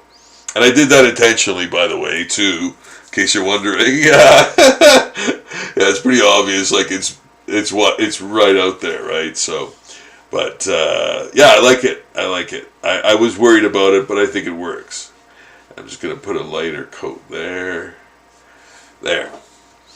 So we'll wait for that to dry, then we can start the inking. How about that?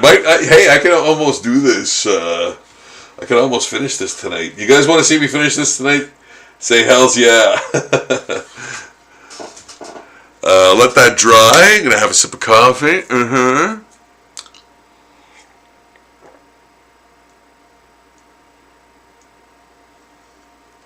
Oh yeah, that's good. Guys, if you could please subscribe to the channel, that would be fantastic. I'd really appreciate that. And check out Zombie Daily. Also, like the videos. That would be super awesome. Two, a lot of people do watch, but few take the time to like. And I would really love if you could do that. Would really help too. Just a simple click. Clickety click, barber trick. And if you could, that'd be great. If you could subscribe to the channel, like I said, that would be absolutely fantastic. It would really, really help me, you know, in getting in front of more eyes and you know, entertaining more folks. Maybe inspiring people to sort of draw more or enjoy drawing more. You know, or just enjoy drawing, period. You know. Now, I am taking a little bit of maybe inspiration from Planet Terror. I don't know. Yeah. I mean, it's just goop. It's just like goop that is falling off of them with, what do you call it, suction cups in it. So, yeah. Yeah, because it in itself is growing weird tissue, you know. Like his pants are actually mutating, you know. Yeah. Like that's the kind of mutation this is. Like it takes over everything and distorts it. Yeah. The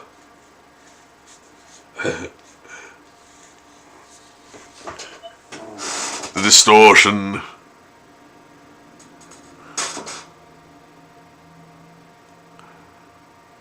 Well, brains make the pain go away. So yeah, I don't blame you for wanting to for wanting to eat brains. Okay, there we go. Brains, take the pain away. Yeah, there we go. There's some nice mutation. Oh, let's put a rib cage down there. A rib cage looking item. You know, therein lies the whole, you know, artistry of it, right? It's like, oh, adding that to that makes sense there, and especially for that type of drawing that you're doing, you know, adding that little sort of consideration or that little emphasis or that little extra characteristic or detail that someone might pick out and appreciate, you know. So adding all that stuff, and I'm still old-fashioned. You know, I like looking at art, like I like looking at it. So, you know, I want to do art that people can look at for a while and actually scan over and pick out little details in things and stuff like that. Even if they don't, it's there. Even if they don't, I'm of the mind that people don't, but I do it anyway. So yeah.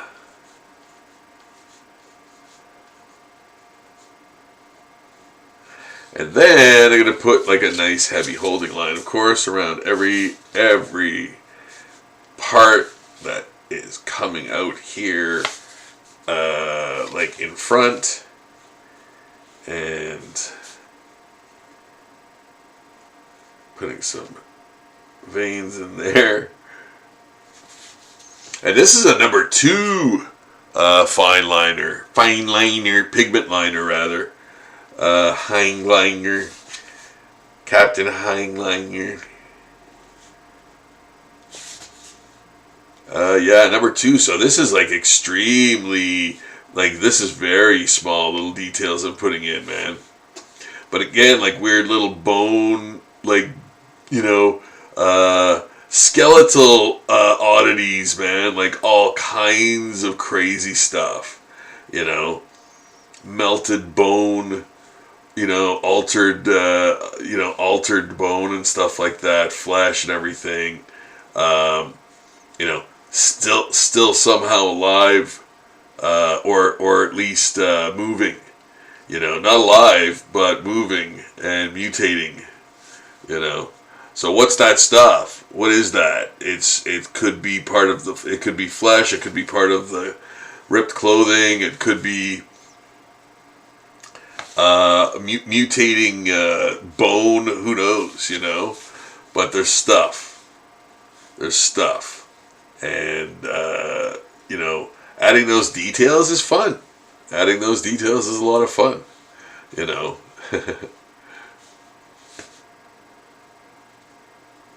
Yeah.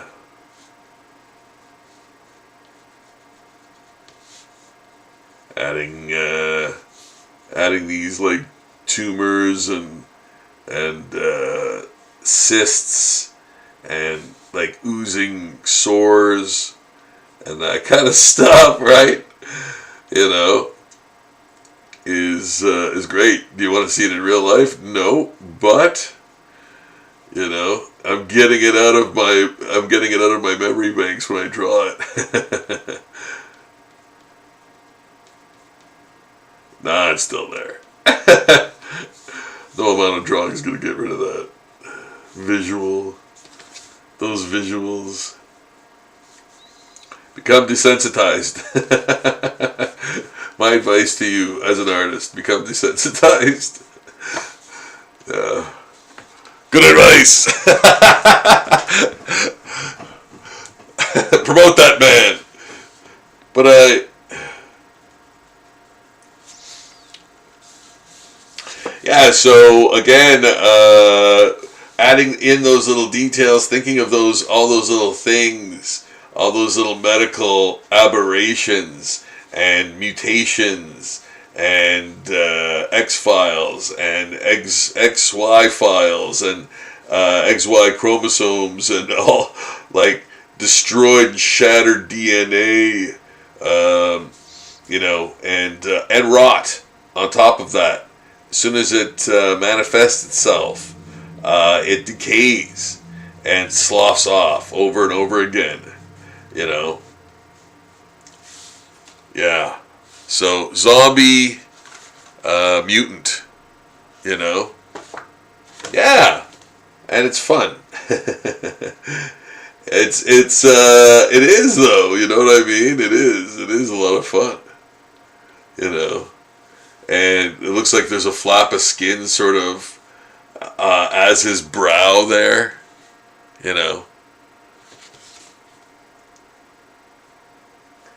Is he still even conscious, or is it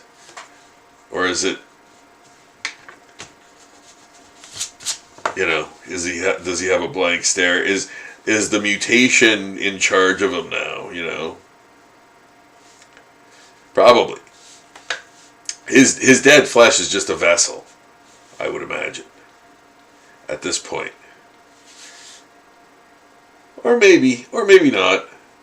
You know, he could be looking down at his hand, going, "Oh, his hand is all burned or eaten off." You know, because it's all skeletal. How did it get that way?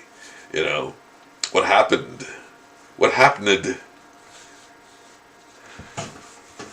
Okay, we'll find out in the next episode. Okay, so we're gonna. I think we can ink this now. I think we can ink the Spider-Man 2099 now. Man, that was fast. Yeah. Here we go, guys. What if we get this done? That would be crazy. Don't you think?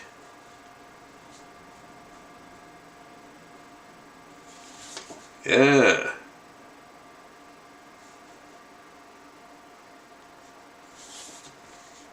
What if we get this done in one night, in one sitting? That would be nuts.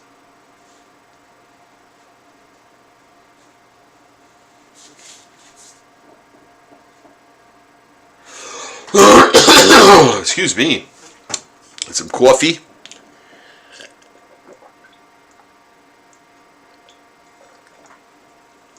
Oh my goodness, that's good. Oh my goodness, that's good. We are drawing Spider-Man 2099 as a zombie for Marvel Zombies. If you guys have watched the show, I have not yet, but I plan to eventually when I have the time to do so. Yeah, I remember Marvel Zombies when they first appeared back in the, I'm gonna say 2005, 2006, around there, I think. That was Ultimate Fantastic Four and the Ultimate line that they had back then, the first Ultimate comics. Yeah, so Fantastic Four, I think 20 and 21 was the first appearance of the Marvel Zombies. And yeah, I collected that book back then and bought it then. Yeah, the Marvel Zombies like pretty much took off quickly after that. They were pretty popular, man. So and that was kind of the whole Marvel Zombies thing was kind of based on a joke about people who collected just Marvel, and people would call them Marvel Zombies. And it's kind of interesting how they actually turned that into a huge like a pretty big franchise for them. They had like several miniseries, and now the animated series. Like, that's crazy, man. So from kind of a joke, you know, that's what I'm going to call this. From a joke to a giant hit, Marvel Zombies. People are going to go, hey, what does he mean by joke? Tune in for more clickbait. But yeah, that's I think that came about in like the 70s or something. I remember that phrase like being used almost in a derogatory way a little bit. You know, it's like, oh, you're just a Marvel zombie, you know. So that's been around for a long time, which is kind of interesting that they didn't do something with it earlier, you know. So yeah, probably because of printing laws. Like, you know, zombies are pretty gory and stuff by their very nature. I know that even like vampire stuff was because of the comics code that Moron put into place. Thanks, government. Yeah, so they had to tone down the violence, of course, because that was why kids were killing everybody. Because of comics, probably. So let's get the comics. Right? So, Frederick Wortham. Yeah, that's the dolt. That's the dolt who ruined comics. Of course, I was probably responsible for creating the EC line of comics, but, you know, yeah.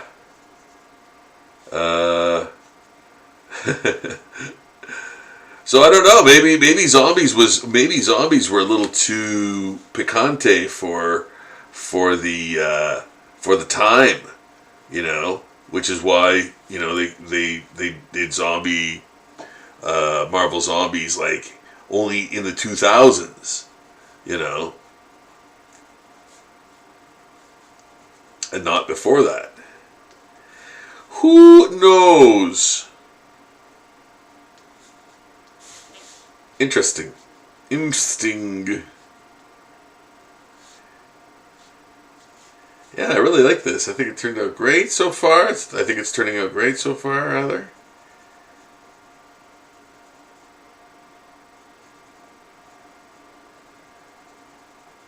And it's going to be a lot of, I think I am going to put a lot of like, the sketchiness within that black, and I can pretty much ramp it up to a point where, and I've got, kind of doing that here with the veins. I don't know if you guys can see me do that.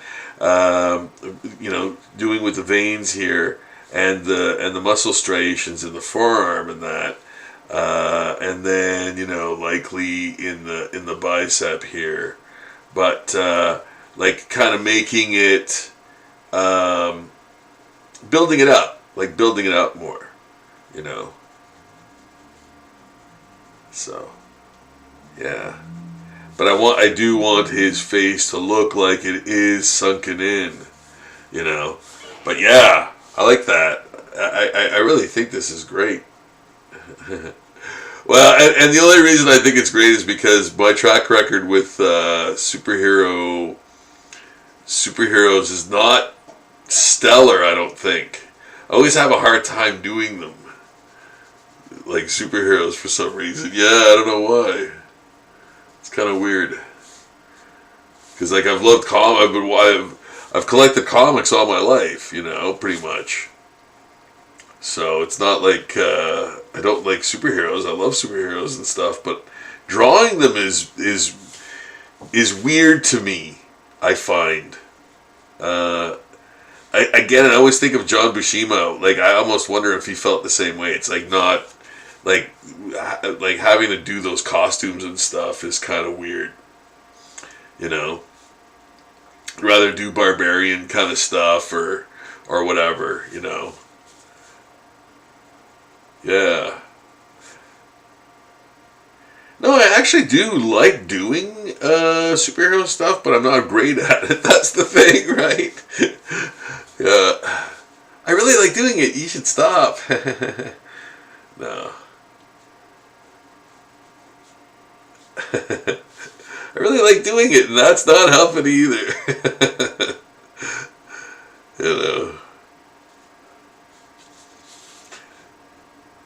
Yeah, but I think this one is pretty good. Pretty good. I think it's pretty good. Pretty good so far. Again, putting in those little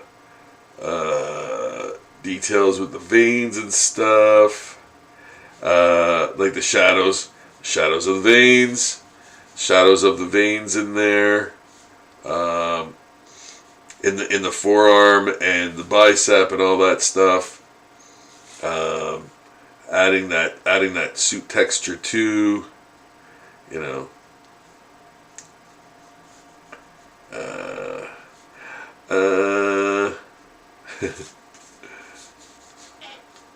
yeah.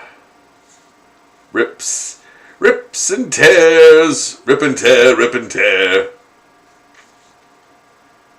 Yeah, we got some cool fabric tears and stuff in there. Cool. Well, again, you kind of make it look designy, a little bit. Can kind of do that. Because again, like that's your license to sort of, be able to add that in because you like drawing those types of lines that way. and you can incorporate that into like a sort of texture or whatever, right? So again, you're bringing your experience into your art as well. Yeah, that's looking pretty good. Spider-Man 2099. $29.99. Spider-Man $29.99. Yeah, that's my new character. That's my new character. Spider-Man 2099. $29.99.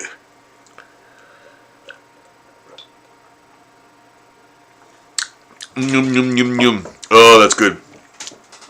I'm just gonna check the chat.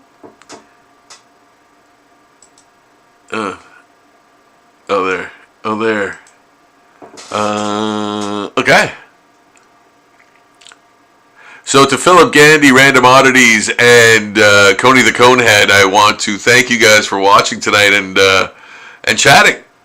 Thank you all. Thank all of yous. I'm thanking all of yous guys. And I'm thanking you guys for watching as well. And hopefully subscribing as well too. That would be great. Hope you enjoy the program, the broadcast. Here on the broadcast, as it were, we are drawing zombies primarily and mostly, and for tonight, Marvel zombies, and more specifically even than that, Spider-Man $29.99. Spider-Man $20.99. Yeah. So doing him. And what a great suggestion I got from a fan at, I believe it was Northern Game Con this past weekend. So yeah, what a great suggestion. So that's what I'm doing tonight. And we were inking earlier some mutant zombies from way back when. But yeah, I'm doing from another actual live stream. As a matter of fact, we're doing we were doing some of those zombies, those mutant zombies. We were doing those from scratch at a live stream, and I still have those, so we can work on those in between. Well, formerly in between the drying patches here, but now that everything's dry, for the most part, I'm just doing the inking and having a ball doing that. Yeah. And you guys are watching. You guys are watching me ink Spider-Man 2099, the zombie version, as I am wont to do. Man, do I ever want to do it. Spider-Man 2099 as a zombie. I love Spider-Man 2099 right from the get-go. And it was, like I said before, it was because of, I think it was because mostly of Rick Leonardi's art on a Spidey title. And even though it was $20.99, it was still good because of that. Kept it. You know what? I didn't like the other artists that were doing the other books. I don't think, and the Spider-Man one was a standout for sure. I thought anyway. Again, because of Rick Leonardi's art. Yeah, he was great. Almost did the whole series, man. I think anyway. I'm pretty sure he did most of the issues. And I think he was supposed to be just a fill-in artist, if I remember the lore, but I can't remember. I think that's what I heard. He wasn't the one slated to do that, I don't think, originally. But I'm glad he did. Either way. There. And again, this has a bit of a Rick Leonardi kind of feel to it, that jauntiness. It's got thick, slick lines. Yeah, man. Yeah, he was great. Boy, again, very fluid and extremely knew the anatomy very, very well too. I thought, yeah, really good at that. Really good at basically everything. He was like one of those everything guys, but then he had a style too. You know, yeah. You can see the arm taking shape, right? And then these things are very sharp.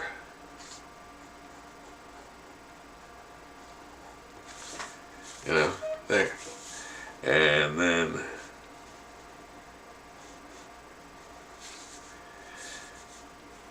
ripped areas, and then, you know, there's a bit of, I'm going to use a little bit of that comic book black that they use. You know, they blacken stuff in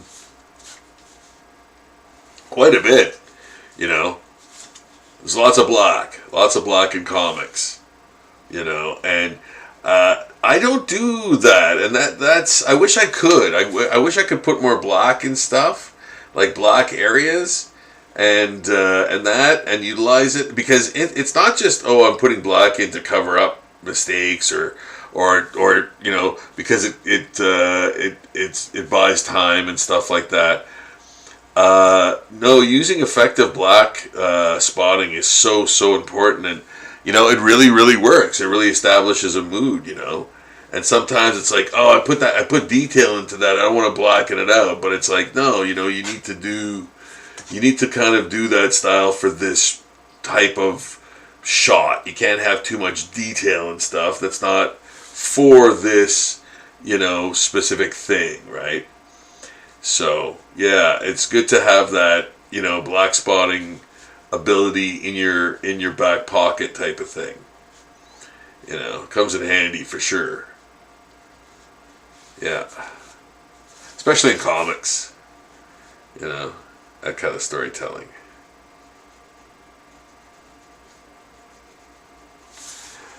Yeah. So I think this is really coming along great. So far. Yeah. Anything can happen.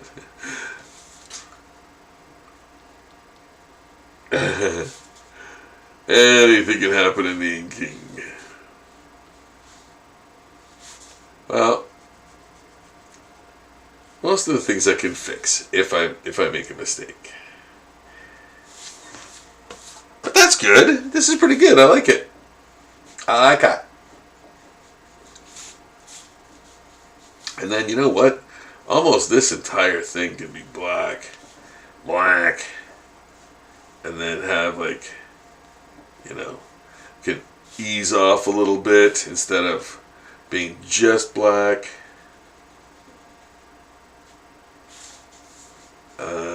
This will be mostly black, but again, a little bit of nuts and bolts in there too. Like, and what I mean by that is, like, you can see, you know, areas of texture within that black type of thing. It's not solid, you know. It's not a solid black, right?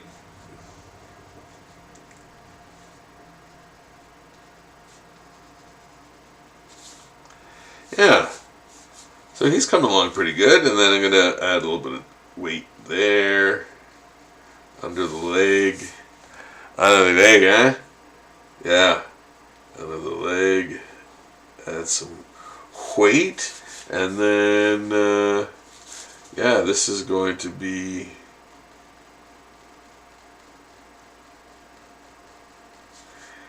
his thigh muscle,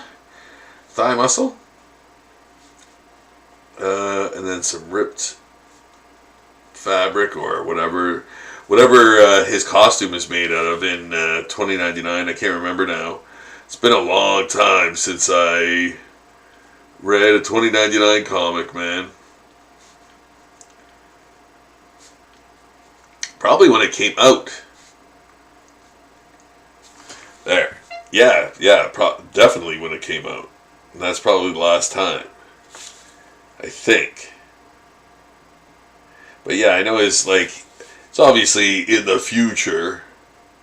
But yeah, now there's going to be a 3099, I guess. Yeah, comic series. I just saw that solicitation in the Marvel catalog there. Yeah. Well, I'm going to go over that with a thicker holding line anyway.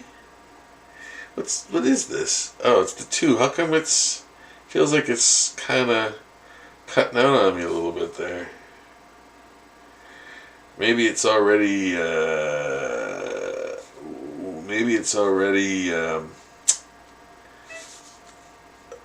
I don't know when I started using this. Actually, that's why. No, I actually don't know when I started using this one, so I don't know how old it is. So I'm like, oh, I don't know why this is cutting out on me. But again, like I'm going over some pretty thick paint over here, some pretty thick pigment over here. So maybe that's why. I don't know. But it doesn't feel like it's a brand new pen. Yeah. It's an older one. But that's okay. It still works. It's still great. In fact, I thought it was brand new until I realized it couldn't go over some painted area there. But that's okay. I'm just babbling to myself. It's called Art Talk.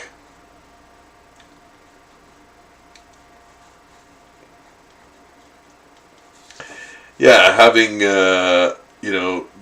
I find the Staedtler pens, they last quite a good while. So, the nib or the pen tip is usually quite good. That's why I use them mostly. Yeah,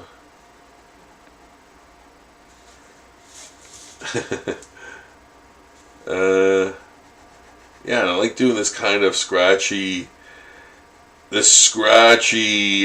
inking style for this kind of thing, because it's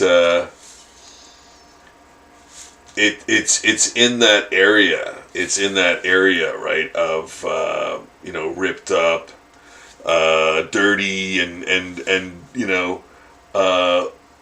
bloody and dirty and all that stuff added in there. So if I have some nuts and bolts, and if I have some white areas in there, and I go over there with a marker or whatever else, you'll be able to see some of the dirt and grime and stuff in the costume. So, but yeah. So we're just building on it, adding things. Again, when I put the heavy holding line on stuff, you'll be like, wow, it really pops now.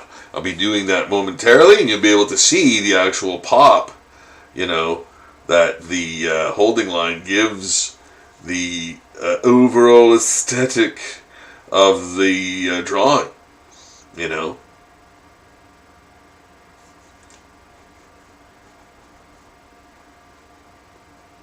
And there's some tendons in the foot, and of course there's some more there, Yeah.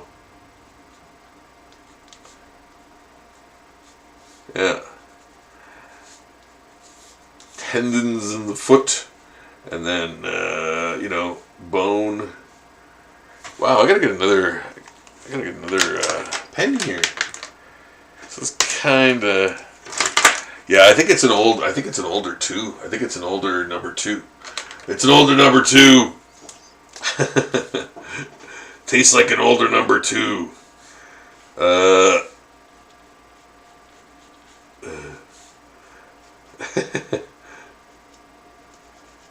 He's eating licorice. adding the black in and giving it that depth, and oh yeah, let's make it uneven, and putting those nice shadows of the tendons in there. I really like the way, and you know what? I really need this pen for this too. The spider web sort of cape that he's got. And I don't know what purpose it serves in the comic. If I ever did, I don't know now. But yeah, he has this sort of cape, web cape,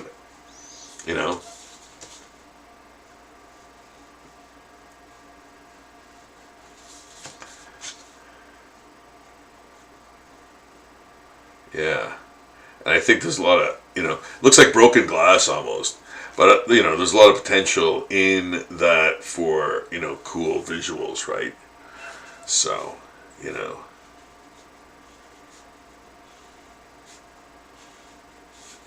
yeah, and making it up as I go along, and I've got most of the I've got a lot of the underlying area where it should go there for me, right? But I am making it up as I go along. As you see, like I'm kind of just adding these strands as I go,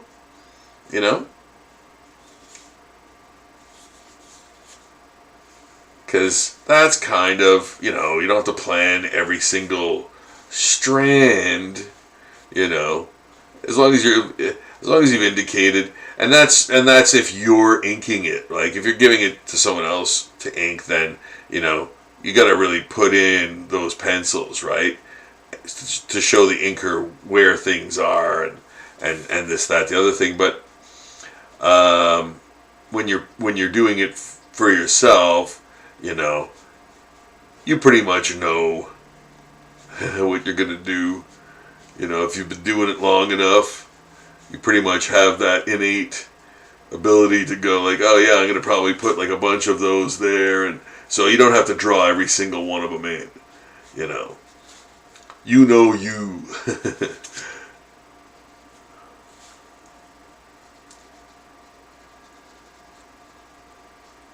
Yeah, I never realized how like almost menacing Spider-Man 2099's costume is. Yeah, I kind of forgot about that. Pretty crazy. It's got like literally a spider skull thing on his chest. Like even his mask, even his like face mask type of thing is pretty scurry.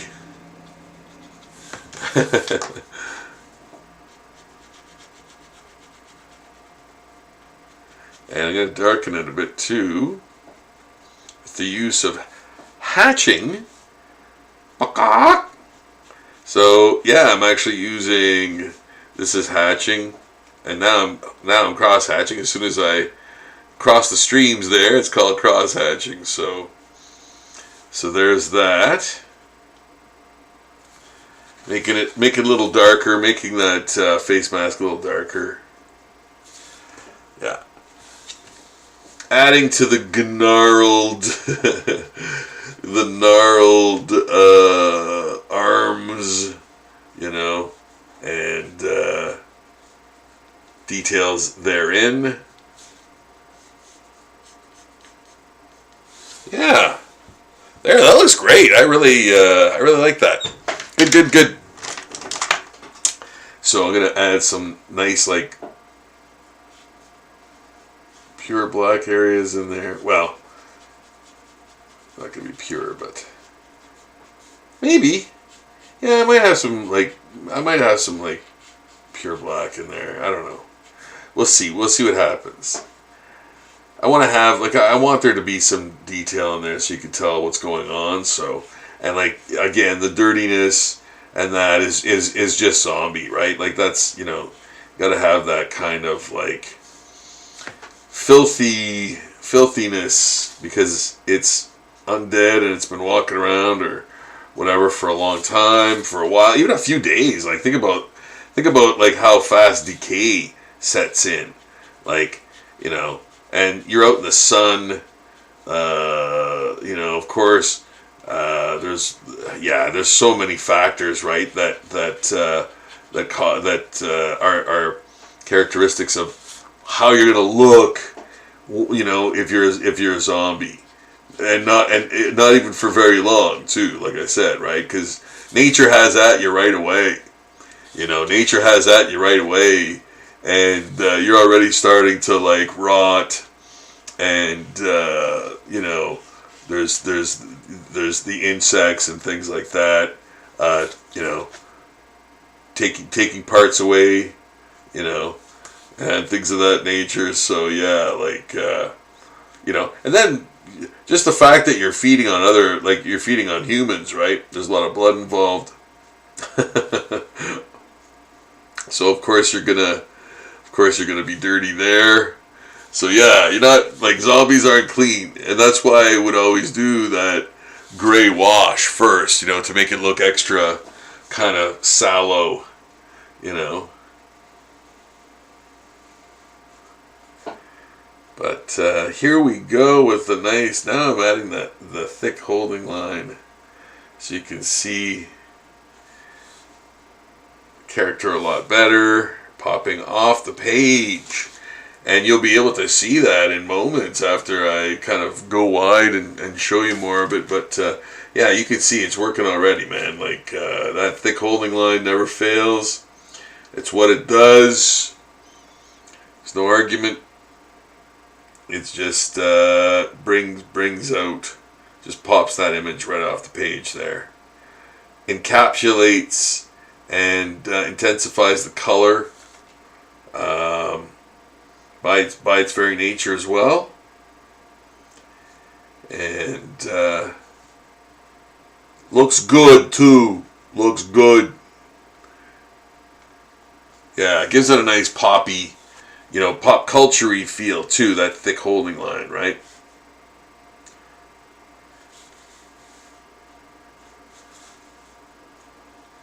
Like every logo, every, you know, cartoon type of thing, you know, has the thick holding line, bright colors, typically.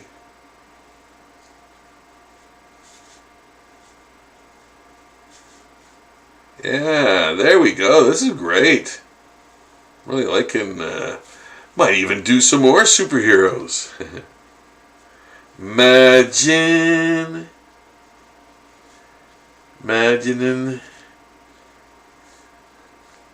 Yeah, this is fun. This is fun. Rockin' Fun Zone. That sounds fun.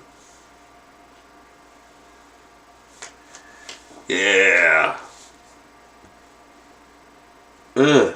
Shoulder's gonna go kind of in there, and then the tricep there, and then, oh, that's okay. There, that's good. Yeah, and then the this. That's good. Yes, I'm learning. There. Oh, and of course, the head's got to really pop.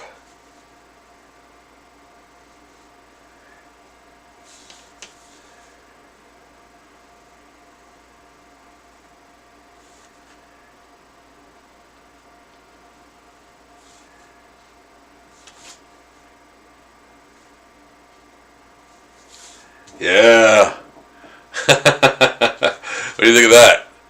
Yeah, that pops a lot. Way more now, which is fantastic. And yeah, that's what you want. It's comic booky. You know, it's comic booky. And not that I wouldn't be doing this anyway, whether it was comic booky or not. I like doing that thick holding line to, you know, to pop those, the characters that really, you know, it works for, that it works for the most. You know, like Spider-Man and Hulk and, you know, superhero. Yeah, I really got to do an absolute Batman.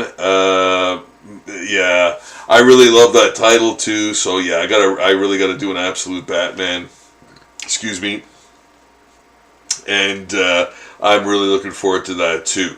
I got to get a really good, depiction of him, so I can. I think I got him. I think I know how to do him. I think I know how I'm going to do him. So, yeah, I'm looking forward to doing for sure Absolute Batman. I love the book. I think the book is great. I think the title's great. So, yeah, I'm definitely doing a an Absolute Batmanton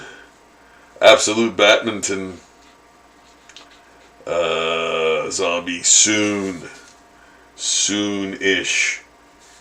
Oh yeah, the I got the Natural Born Killers poster done, like the actual poster. So I'll be posting that soon, and that will be on Zombie Daily. So if you're a fan of Natural Born Killers at all, the movie, I just completed a actually huge drawing. I don't know why I did it that big, but yeah, I did a huge drawing of Woody Harrelson in that pose, like from the poster.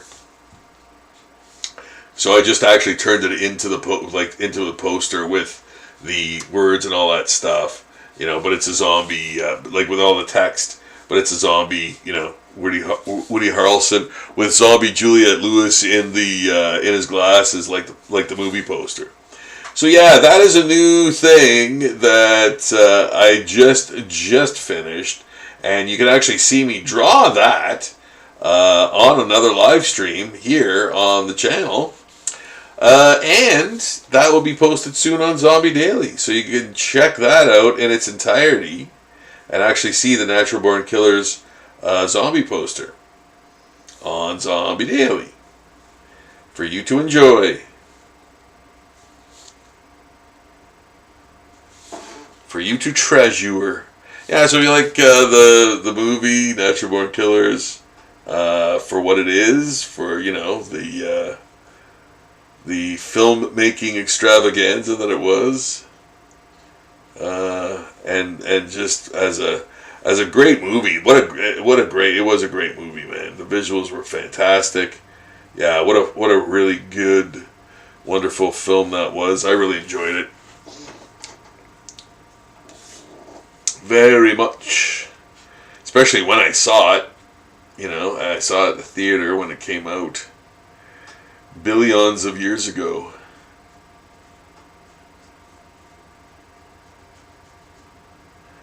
And we're using the brush pen here for some of the muscle areas as they pertain to the suit. Like those black areas there that are basically that comic book sort of art style, for that stuff, for the muscles and black spotting there.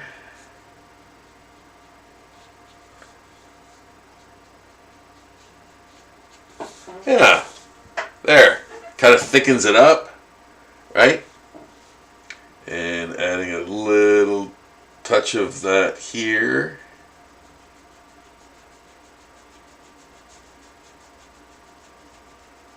There. And that's feathering, feathering, right? You're feathering with your pen. There's some feathering there again that I'm doing right now. Feathering, boop, boop, boop. There. Yeah. Marvel Zombies, man.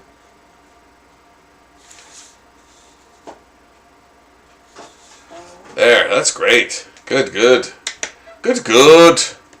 And I'm gonna put some more of those cool webs in there. I love those webs, man. I love that aesthetic. Almost raggedy. Especially now that he's a zombie, it kind of works even more. It even works more better. It works more better.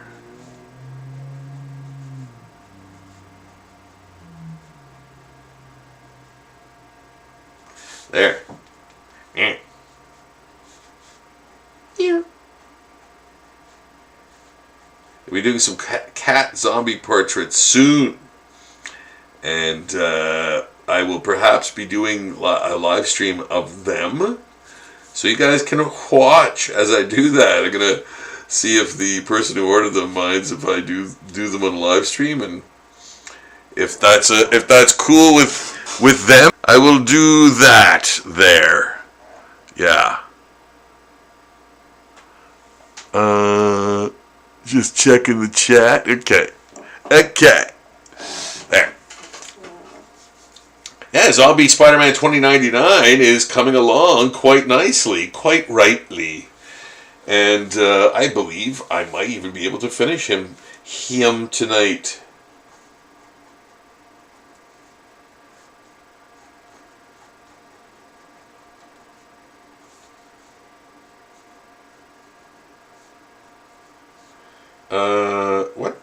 What did I do there? Okay, that's no good. Okay, I'm gonna add some blue there. I don't know what the hell this is. Okay, there. Well, I don't have to wait. Actually do some inking up here. There. And like I said, guys, this is kind of all just dots, dashes, and feathering and things of that nature to do the inking here. And you know, this is kind of this sort of thing is a Rick Leonardi kind of thing where he would do the shape and then add the lines like that inside. I love that too. I love that, you know, that kind of style that he had, you know, or has. I don't usually follow many artists. I don't have time to like follow people and like, you know, see what they do and all that stuff. I don't even know where I would do that, but you know, YouTube is basically the only place I kind of watch other artists and you know, YouTube people that, you know, do shows and stuff, but not very much in the art, I don't think. Yeah, because I don't have Instagram or anything like that, so yeah.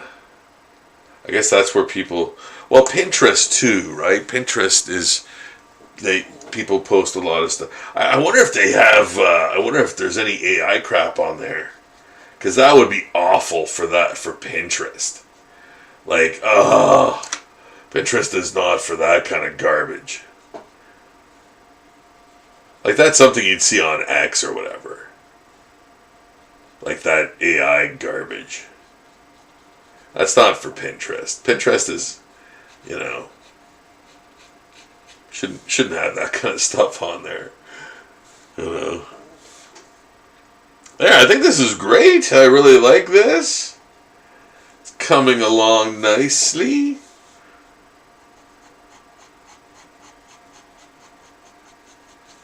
There.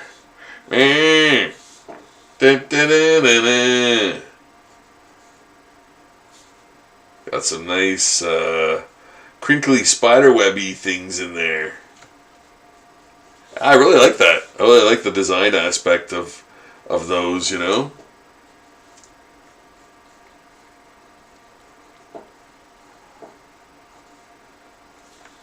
Yeah, and I like the fact that I put the gray inside there too. Yeah, it just gives it a little bit more weight, a little bit more of dimension.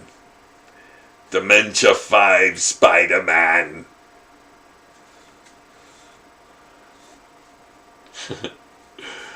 Dementia 5 Spider-Man.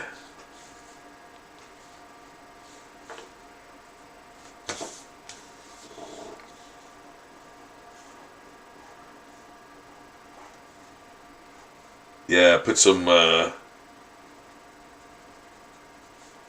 and again, you know, like as you can see, I'm just sort of, you know, riffing on it, man. Like I'm just making those up as I go along. And oh man, I keep putting my hand in that spot. Fool, stay away from it.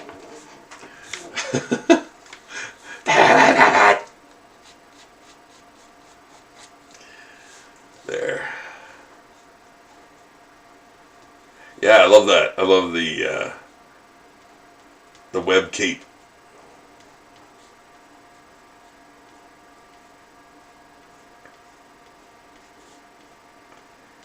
Yeah, it makes for a good, makes for a good aesthetic there. Like that kind of, I love the way it sort of tapers and all that. Yeah, it's great. It's great. It's great. It's great. Yeah, there we go. Some more detail in the hand, man. Look what they did to my hand, man. Mr. Handman, you're straight out of a comic book. You cannot leave the island.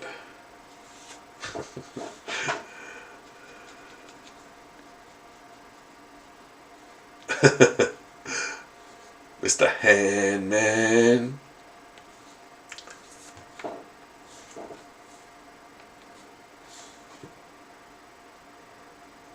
Yeah, that's great. Good. Good. Good. Yes, very good. Yes.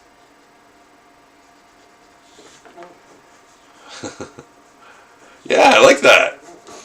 I like it a lot, man. That's what I think. I think this is the best Spider-Man I've ever drawn. Yeah.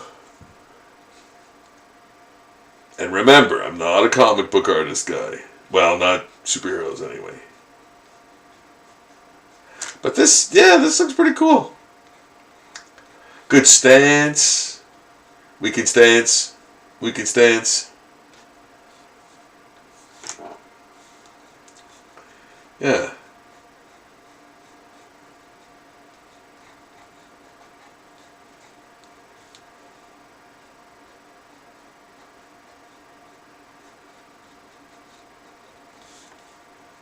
Wow.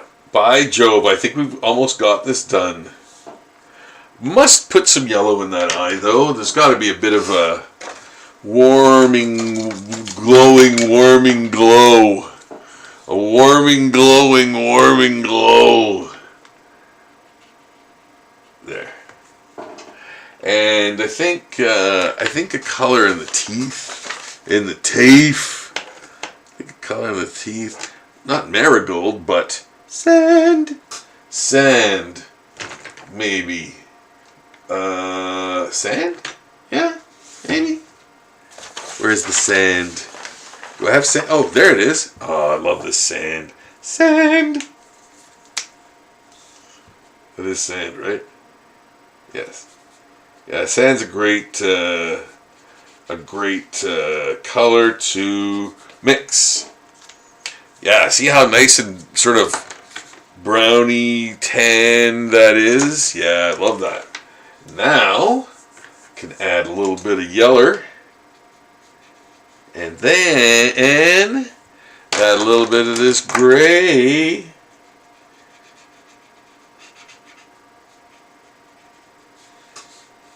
There. Some of that. Yeah.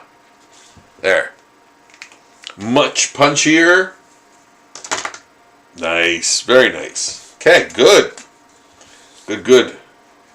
I'm going to put this in. I kind of regret drawing that, whatever that is. A rip? I don't know. Looks weird now. It looks weird to me now. But anyway, I'm going to put it in. I might remove it. Who knows? Who knows? Who knows what Rob can do? What Rob will do? Guys, I hope you enjoyed the night in the studio. I will be taking a short break due to the fact that I will be at a convention this weekend. And then Monday is Thanksgiving Day. And then I will be back Tuesday with more. I will be doing a con review of Steel City NerdCon, and I will also be doing a live stream that night. Fingers crossed. I think I will be. That's my plan ahead. But until then, I will be away. And when I return, I will be totally back, man. I'll be back and doing more live streams. If you guys have any suggestions for a live stream that you'd like to see, let me know in the comment section below. Please check out Zombie Daily for daily zombie art every day. That's what Daily is. And it is one of the only sites that delivers what it promises. Every day you will get new zombie drawing or painting presented to you on that page without fail, just like the setting sun and the rising sun. So check that out. Please subscribe to the channel, guys, and help old Rob here reach more folks on the planet of Earth, and perhaps get in front of more eyeballs with the zombie art, and have people enjoy the zombie art fastidiously. And yes, that would be fantastic if you could subscribe to the channel. Would really appreciate that, guys. I cannot thank you new subscribers enough for the wonderful new subscriptions. Oh my goodness! Of course, all subscribers are thanked profusely. My goodness, guys, I can't. It's not the same without you. It's not the same without you. And, you really are the reason why I do this stuff. Like drawing in general. I have the most wonderful fans in the universe, man. People who love my stuff. And I hope you're one of them. And if that's the case, please do subscribe to the channel and like the videos. All of those things help me grow and reach more folks with my work. Which is really my goal. I really want to reach more people with my work, and the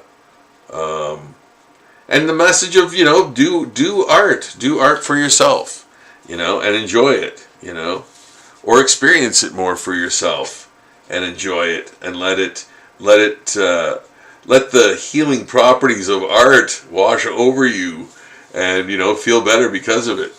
And whether you experience it or do it yourself, it really does relax the soul and the mind, So I could really vouch for that. I've got nothing to sell, guys. It's all real, from my perspective anyway. I gain a lot of happiness and calmness and mental health,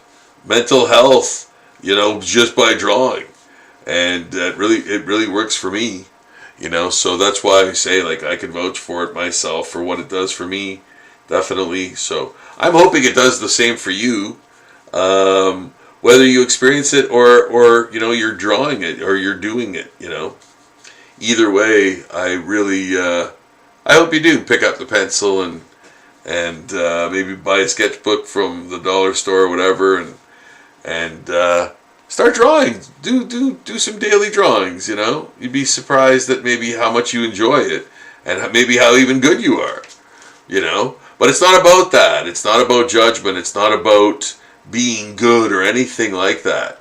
If you want to be good, then you can excel in it. But for the initial therapeutic nature of it, and chronicling of what you do in that day. Maybe you want to draw something you saw, or maybe you're at the park and taking a break or whatever, and you're drawing something out there, or you're on a commute or whatever the case is, bringing that sketchbook and pencil with you can really brighten your day, and can really help your mental health. So, yeah. So there. That is a great, and I really like it. It's Zombie Spider-Man 2099. So more from the Marvel Zombies stable. So there, that's great. Look at that, guys. That's what we did tonight. We did that, and we inked a bunch of stuff. We inked a bunch of this. Oh my goodness.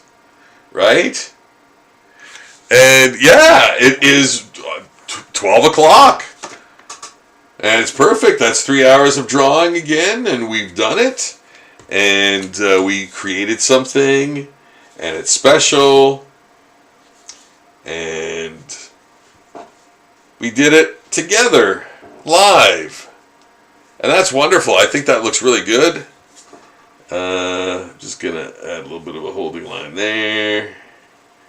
Let's give it a little bit of depth there. Yeah. We did this all tonight and all together. Thank you so much, guys. That's awesome. Thanks for stopping in. I hope you enjoyed the live stream tonight. Yeah, I sure did. That's great. I didn't think we'd actually get this done tonight. Yeah, it was. You know what? I was feeling a little under the weather earlier, and I was like, "Oh, geez, I promised I'd do a live stream, and now I'm not feeling great." But no, I pushed through, and show must go on.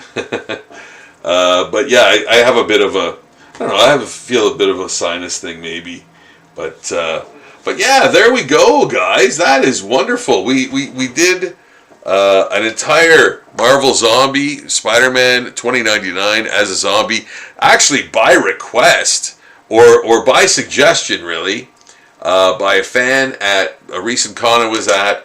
So that is great. I'm going to put my name on it. Don't forget to put your name. Don't forget to put your name.